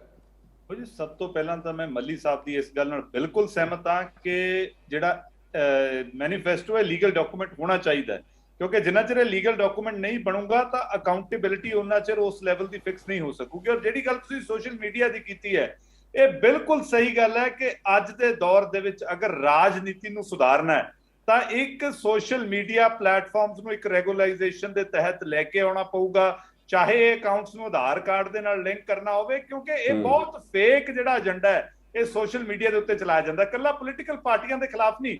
ਤੁਸੀਂ ਦੇਖੋਗੇ ਕਿ ਕਈ ਵਾਰੀ ਇਹਨੂੰ ਪਰਸਨਲ ਹੈਂਡਲਸ ਤੋਂ ਕਿਸੇ ਪਰਸਨਲ ਵਿਅਕਤੀ ਵਿਸ਼ੇਸ਼ ਦੇ ਖਿਲਾਫ ਫਿਰ ਸਾਡੀਆਂ ਮਾਤਾਵਾਂ ਭੈਣਾਂ ਹੋਣ ਉਹਨਾਂ ਦੀਆਂ ਪੋਸਟਾਂ ਦੇ ਨੀਚੇ ਭੱਦੀ ਸ਼ਬਦਾਵਲੀ ਦੇ ਤੌਰ ਤੇ ਵੀ ਵਰਤਿਆ ਜਾਂਦਾ, ਜਿਹੜਾ ਕਿ ਨਾ ਤਾਂ ਪੰਜਾਬ ਲਈ, ਨਾ ਦੇਸ਼ ਲਈ, ਨਾ ਦੁਨੀਆ ਦੀ ਰਾਜਨੀਤੀ ਲਈ ਕੋਈ ਚੰਗੀ ਗੱਲ ਹੈ। ਸੋ ਇਹ ਜਿਹੜਾ ਫੇਕ ਅਕਾਊਂਟਸ ਫੇਸਬੁੱਕ ਤੇ ਬਣਦੇ ਨੇ, ਇੱਕ ਬੰਦਾ 50-50 ਆਈਡੀਆਂ ਚਲਾ ਰਿਹਾ ਹੈ, ਇਹਨਾਂ ਨੂੰ ਕਿਸੇ ਤਰੀਕੇ ਦੇ ਨਾਲ ਸਾਰੀਆਂ ਪਾਰਟੀਆਂ ਨੂੰ ਇਕੱਠੇ ਹੋ ਕੇ ਇਸ ਕਾਨੂੰਨ ਦੀ ਹਮਾਇਤ ਕਰਨੀ ਚਾਹੀਦੀ ਹੈ ਤਾਂ ਕਿ ਜਿਹੜਾ ਇਹ ਫੇਕ ਪ੍ਰੋਪੇਗੈਂਡਾ ਹੈ ਇਹਦੇ ਕਿਸੇ ਤਰੀਕੇ ਨਾਲ ਬ੍ਰੇਕ ਲਾਈ ਜਾ ਸਕੇ, ਕਿਉਂਕਿ ਇਹ ਸਾਡੀ ਅਮਨ ਤੇ ਭਾਈਚਾਰਕ ਸਾਂਝ ਲਈ ਵੀ ਇੱਕ ਬਹੁਤ ਵੱਡਾ ਖਤਰਾ ਹੈ। ਔਰ ਇਸ ਖਤਰੇ ਨੂੰ ਸਾਨੂੰ ਅੱਜ ਹੀ ਭਾਂਪਣਾ ਚਾਹੀਦਾ ਹੈ, ਇਹ ਤੋਂ ਪਹਿਲਾਂ ਕਿ ਬਹੁਤ ਵੱਡਾ ਹਊਆ ਬਣ ਜੇ ਤੇ ਸਾਡੇ ਸੂਬੇ ਦੀ ਅਮਨ ਤੇ ਭਾਈਚਾਰਕ ਸਾਂਝ ਤੇ ਸਾਡੀ ਮਾਤਾਵਾਂ ਭੈਣਾਂ ਦੇ ਸਤਿਕਾਰ ਨੂੰ ਖਾ ਜਾਵੇ। ਜੀ, ਇੱਕ ਲਾਸਟ ਸਵਾਲ ਮੈਂ ਹੋਰ ਪੁੱਛ ਲਵਾਂ ਕਿ ਅਸੀਂ ਸਾਰਿਆਂ ਨੇ ਗੱਲ ਕੀਤੀ ਕਿ ਅਲੱਗ-ਅਲੱਗ ਪਾਰਟੀ ਦੇ ਅਲੱਗ-ਅਲੱਗ ਨੇਤਾਵਾਂ ਵੱਲੋਂ ਜਿਹੜੀ ਸ਼ਬਦਾਵਲੀ ਹੈ ਅਲੱਗ-ਅਲੱਗ ਵਰਤੀ ਗਈ ਹੈ। ਹਰ ਇੱਕ ਨੇ ਇਹ ਜਵਾਬ ਦਿੱਤਾ ਕਿ ਬਈ ਉਹ ਤਾਂ ਜਵਾਬ ਦਿੱਤਾ ਗਿਆ ਸੀਗਾ, ਬਈ ਉਹ ਤਾਂ ਜਿਹੜਾ ਜਵਾਬ ਸੀਗਾ ਉਹ ਤਾਂ ਦਿੱਤਾ ਗਿਆ ਕਿ ਬਈ ਉਹਨਾਂ ਨੇ ਪਹਿਲਾਂ ਕੁਝ ਆਖਿਆ ਹੋਣਾ, ਬਟ ਫਿਰ ਵੀ ਉਹ ਜਵਾਬ ਦੇ ਤਹਿਤ ਜਾਂ ਫਿਰ ਆਪਣੀ ਪਹਿਲ ਦੇ ਤਹਿਤ ਇੱਕ ਗਲਤ ਮੈਸੇਜ ਇਕੱਲੇ ਉਸ ਨੇਤਾ ਦਾ ਨਹੀਂ ਜਾ ਰਿਹਾ, ਪੂਰੀ ਦੀ ਪੂਰੀ ਪਾਰਟੀ ਦਾ ਜਾ ਰਿਹਾ। ਤੇ ਤੁਸੀਂ ਤਿੰਨੋਂ ਆਪਣੀ ਪਾਰਟੀ ਨੂੰ ਰਿਪਰੈਜ਼ੈਂਟ ਕਰਦੇ ਹੋ ਕਿ ਤੁਹਾਡੇ ਵੱਲੋਂ ਜਾਂ ਕਿਸੇ ਹੋਰ ਵੱਲੋਂ ਜਾਂ ਪਾਰਟੀ ਦੀ ਜਿਹੜੇ ਮੇਨ ਹਾਈ ਕਮਾਂਡ ਨੇ ਕਦੀ ਉਹਨਾਂ ਵੱਲੋਂ ਝਾੜ ਨਹੀਂ ਲਗਾਈ ਗਈ? ਕਿਉਂਕਿ ਅਸੀਂ ਤਾਂ ਕਦੀ ਨਹੀਂ ਦੇਖਿਆ ਕਿ ਹਾਂ ਵੀ ਜਿਹੜੇ ਮੇਨ ਜਿਹੜੇ ਪਾਰਟੀ ਦੇ ਹਾਈ ਕਮਾਂਡ ਨੇ, ਜਿਹੜੇ ਮੇਨ ਸੁਪਰੀਮ ਲੀਡਰ ਨੇ, ਉਹਨਾਂ ਨੇ ਆਪਣੇ ਹੀ ਨੇਤਾ ਨੂੰ ਕਿਸੇ ਨੂੰ ਕਿਹਾ ਹੋਵੇ ਕਿ ਬਈ ਜੋ ਤੂੰ ਸ਼ਬਦਾਵਲੀ ਵਰਤੀ ਆ ਉਹ ਬਹੁਤ ਮਾੜੀ ਆ। ਕਿ ਇਹੋ ਜਿਹਾ ਸਿਸਟਮ ਵੀ ਹੋਣਾ ਚਾਹੀਦਾ ਕਿ ਹਾਂ ਵੀ ਉੱਤਲੇ ਬੰਦੇ ਵੀ ਬੋਲਣ ਕਿ ਤੂੰ ਜੋ ਗੱਲ ਕਰ ਰਿਹਾ ਉਹ ਮਾੜੀ ਗੱਲ ਹੈ। ਲਾਸਟ ਸਵਾਲ ਮੇਰਾ ਹੋਏਗਾ ਤੇ ਇੱਕ ਮਿੰਟ ਦਾ ਹੀ ਪੁੱਛੂੰਗਾ ਮੈਂ। ਪੱਲਾ ਸੋਹ ਜੀ ਕੀ ਕਹਿੰਦੇ ਹੋ? ਇਹ ਮੋਹਿਤ ਜੀ ਜਿਹੜੀ ਤੁਸੀਂ ਗੱਲ ਕੀਤੀ ਹੈ ਸਵੈ ਜਾਬਤੇ ਦੀ ਗੱਲ ਹੈ। ਇਹ ਸਵੈ ਜਾਬਤਾ ਪਹਿਲਾਂ ਜਿਸ ਬੰਦੇ ਨੇ ਬੋਲਿਆ ਉਹਦੇ ਤੇ ਵੀ ਲਾਗੂ ਹੁੰਦਾ, ਉਸ ਤੋਂ ਬਾਅਦ ਉਹ ਜਿਸ ਪਾਰਟੀ ਨੂੰ, ਜਿਸ ਆਰਗੇਨਾਈਜੇਸ਼ਨ ਨੂੰ ਲੀਡ ਕਰ ਰਿਹਾ ਉਹਦੇ ਤੇ ਵੀ ਲਾਗੂ ਹੁੰਦਾ, ਸਮਾਜ ਤੇ ਵੀ ਲਾਗੂ ਹੁੰਦਾ। ਇਸ ਕਰਕੇ ਸਵੈ ਜਾਬਤੇ ਦੇ ਵਿੱਚ ਹਰੇਕ ਨੂੰ ਹੀ ਰਹਿਣਾ ਚਾਹੀਦਾ, ਲੇਕਿਨ ਪਾਰਟੀਆਂ ਦੇ ਵਿੱਚ ਪਾਰਟੀਆਂ ਦਾ ਇੱਕ ਆਪਣਾ ਸਿਸਟਮ ਹੈ। ਉਸ ਜਿਹੜਾ ਵੀ ਕਿਸੇ ਵਿਅਕਤੀ ਵਿਸ਼ੇਸ਼ ਨੇ ਕੋਈ ਇਸ ਤਰ੍ਹਾਂ ਦਾ ਬਿਆਨ ਦੇਤਾ, ਉਹਨੂੰ ਕਿਸ ਤਰੀਕੇ ਨਾਲ ਲਿਆ ਗਿਆ ਤੇ ਉਹਦੇ ਅਗੇਂਸਟ ਕੋਈ ਗੱਲ ਕੀਤੀ ਗਈ ਹੈ ਜਾਂ ਉਹਦੀ ਫੇਵਰ 'ਚ ਕੋਈ ਗੱਲ ਕੀਤੀ ਗਈ ਹੈ, ਇਹਨੂੰ ਮੇਰਾ ਖਿਆਲ ਹੈ ਪਬਲਿਕਲੀ ਨਾ ਕੋਈ ਲਿਆਉਣਾ ਚਾਹੁੰਦਾ ਤੇ ਨਾ ਇਹ ਆ ਸਕਦਾ ਤੇ ਨਾ ਇਹ ਪਾਰਟੀਆਂ ਦੇ ਪ੍ਰੋਗਰਾਮ ਦੇ ਵਿੱਚ ਹੀ ਹੁੰਦਾ। ਇਸ ਕਰਕੇ ਸਵੈ ਜਾਬਤਾ ਸਿਰਫ ਸਿਆਸੀ ਵਿਅਕਤੀ ਤੇ ਨਹੀਂ, ਆਮ ਸਧਾਰਨ ਸਮਾਜਿਕ ਵਿਅਕਤੀ ਤੇ ਵੀ ਸਵੈ ਜਾਬਤੇ ਦੀ ਗੱਲ ਹੋਣੀ ਚਾਹੀਦੀ ਹੈ। ਜਿਵੇਂ ਕਲੇਰ ਸਾਹਿਬ ਨੇ ਗੱਲ ਕੀਤੀ ਹੈ, ਅਸੀਂ ਉਹ ਸਮਾਜ ਦੇ ਵਿੱਚ ਰਹਿ ਰਹੇ ਹਾਂ ਜਿਸ ਸਮਾਜ ਦੇ ਵਿੱਚ ਸਤਿਕਾਰ ਭੈਣਾਂ ਮਾਵਾਂ ਭੈਣਾਂ ਦਾ ਸਾਰਿਆਂ ਦਾ ਹੁੰਦਾ, ਭਾਵੇਂ ਉਹ ਸੋਸ਼ਲ ਮੀਡੀਆ ਦੇ ਵਿੱਚ ਹੈ, ਭਾਵੇਂ ਉਹ ਪ੍ਰਿੰਟ ਮੀਡੀਆ ਦੇ ਵਿੱਚ ਹੈ, ਭਾਵੇਂ ਉਹ ਇਲੈਕਟ੍ਰੋਨਿਕ ਮੀਡੀਆ ਦੇ ਵਿੱਚ ਹੈ, ਕਿਉਂਕਿ ਅੱਜ ਕੱਲ ਮੀਡੀਆ ਦਾ ਹਰ ਪੋਰਸ਼ਨ ਹਰ ਬੰਦੇ ਦੀ ਅਪਰੋਚ ਦੇ ਵਿੱਚ ਹੈ। ਇਸ ਕਰਕੇ ਸਾਨੂੰ ਸਵੈ ਜਾਬਤੇ ਦੇ ਨਾਲ ਇਸ ਗੱਲ ਨੂੰ ਧਿਆਨ ਵਿੱਚ ਰੱਖ ਕੇ ਚੱਲਣਾ ਚਾਹੀਦਾ ਹੈ। ਬੜੀ ਇੱਕ ਛੋਟੀ ਜੀ ਗੱਲ ਕਿ ਜਿਹੜੀ ਗੱਲ ਮੈਂ ਕਰ ਰਿਹਾ ਕਿ ਜੇ ਮੇਰੇ ਪਰਿਵਾਰ ਤੇ ਲਾਗੂ ਹੁੰਦੀ ਹੋਵੇ ਤੇ ਚੰਗੀ ਲੱਗਦੀ ਹੈ। ਜਾਬਤਾ ਇੰਨਾ ਹੀ ਹੁੰਦਾ ਬਸ ਜੀ। ਬਾਕੀ ਮੈਨੂੰ ਲੱਗਦਾ ਕਿ ਜਿਹੜੇ ਬਾਕੀ ਸਾਡੇ ਜਿਹੜੇ ਦੋ ਨੁਮਾਇੰਦੇ ਨੇ ਉਹ ਵੀ ਇਸ ਗੱਲ ਨਾਲ ਪੂਰਾ ਸਹਿਮਤ ਹੋਣਗੇ ਕਿ ਸਵੈ ਜਾਬਤਾ ਅਗਰ ਜੇਕਰ ਬੰਦੇ 'ਚ ਆ ਜਾਂਦੀ ਹੈ ਤਾਂ ਹਰ ਕੋਈ ਇਨਸਾਨ ਇਹੋ ਜਿਹੀ ਜਿਹੜੀ ਸ਼ਬਦਾਵਲੀ ਉਹ ਬਿਲਕੁਲ ਨਹੀਂ ਵਰਤੇਗਾ। ਸੋ ਜਿਹੜਾ ਅੱਜ ਦਾ ਸਾਡਾ ਜਿਹੜਾ ਮੁੱਦਾ ਰਿਹਾ ਬਿਲਕੁਲ ਸਕਾਰਾਤਮਕ ਵਿਚਾਰ ਚਰਚਾ ਸੀ, ਸਾਰੇ ਲੋਕਾਂ ਨੇ ਕੀਤੀ ਹੈ ਤੇ ਇੱਕ ਕੋਸ਼ਿਸ਼ ਸਾਡੀ ਇਹੀ ਰਹੇਗੀ, ਤੁਹਾਡੀ ਵੀ ਸਾਰੀ ਇਹੀ ਰਹੇਗੀ ਕਿ ਇੱਕ ਵਧੀਆ ਸਿਸਟਮ ਅਸੀਂ ਆਪਣੇ ਆਉਣ ਵਾਲੀ ਜਨਰੇਸ਼ਨ ਨੂੰ ਦੇ ਸਕੀਏ ਤਾਂ ਜੋ ਜਿਹੜੀ ਗਲਤ ਪਰਿਭਾਸ਼ਾ ਅਸੀਂ ਬਣਾ ਚੁੱਕੇ ਪਿਛਲੇ ਕੁਝ 2-3 ਦਹਾਕਿਆਂ ਤੋਂ ਕਿ ਗਲਤ ਪਰਿਭਾਸ਼ਾ ਕਿ ਹਾਂ ਵੀ ਜਿਹੜੇ ਕਿਸੇ ਬਾਰੇ ਕੁਝ ਵੀ ਬੋਲ ਦੋ, ਉਹ ਚੀਜ਼ ਚੇਂਜ ਹੋਵੇ ਤਾਂ ਜੋ ਇੱਕ ਵਧੀਆ ਸਿਸਟਮ ਬਣੇ, ਲੋਕਾਂ ਦੀਆਂ ਜਿਹੜੀ ਸਮੱਸਿਆਵਾਂ ਨੇ ਉਹਨਾਂ ਬਾਰੇ ਜ਼ਿਕਰ ਹੋਵੇ, ਸਾਰੀਆਂ ਪਾਰਟੀਆਂ ਰਲ ਕੇ ਗੱਲ ਕਰਨ ਕਿ ਹਾਂ ਵੀ ਵਾਕਈ ਗੱਲ ਹੈ ਮਾੜੀ ਹੈ ਐਂਡ ਇਸ ਦਾ ਸੋਲੂਸ਼ਨ ਲੱਭੀਏ ਤਾਂ ਜੋ ਲੋਕਾਂ ਦਾ ਭਲਾ ਹੋ ਸਕੇ। ਸੋ ਮੈਂ ਅੰਤ ਦੇ ਵਿੱਚ ਸਾਰੇ ਜਿਹੜੇ ਦੋ ਸਾਡੇ ਨਾਲ ਜੁੜੇ ਨੇ ਇਹਨਾਂ ਦਾ ਮੈਂ ਸਾਰਿਆਂ ਦਾ ਸ਼ੁਕਰੀਆ ਅਦਾ ਕਰਦਾ। ਧੰਨਵਾਦ ਤੁਹਾਡਾ ਅੱਜ ਇਸ ਪ੍ਰੋਗਰਾਮ 'ਚ ਜੁੜਨ ਦਾ।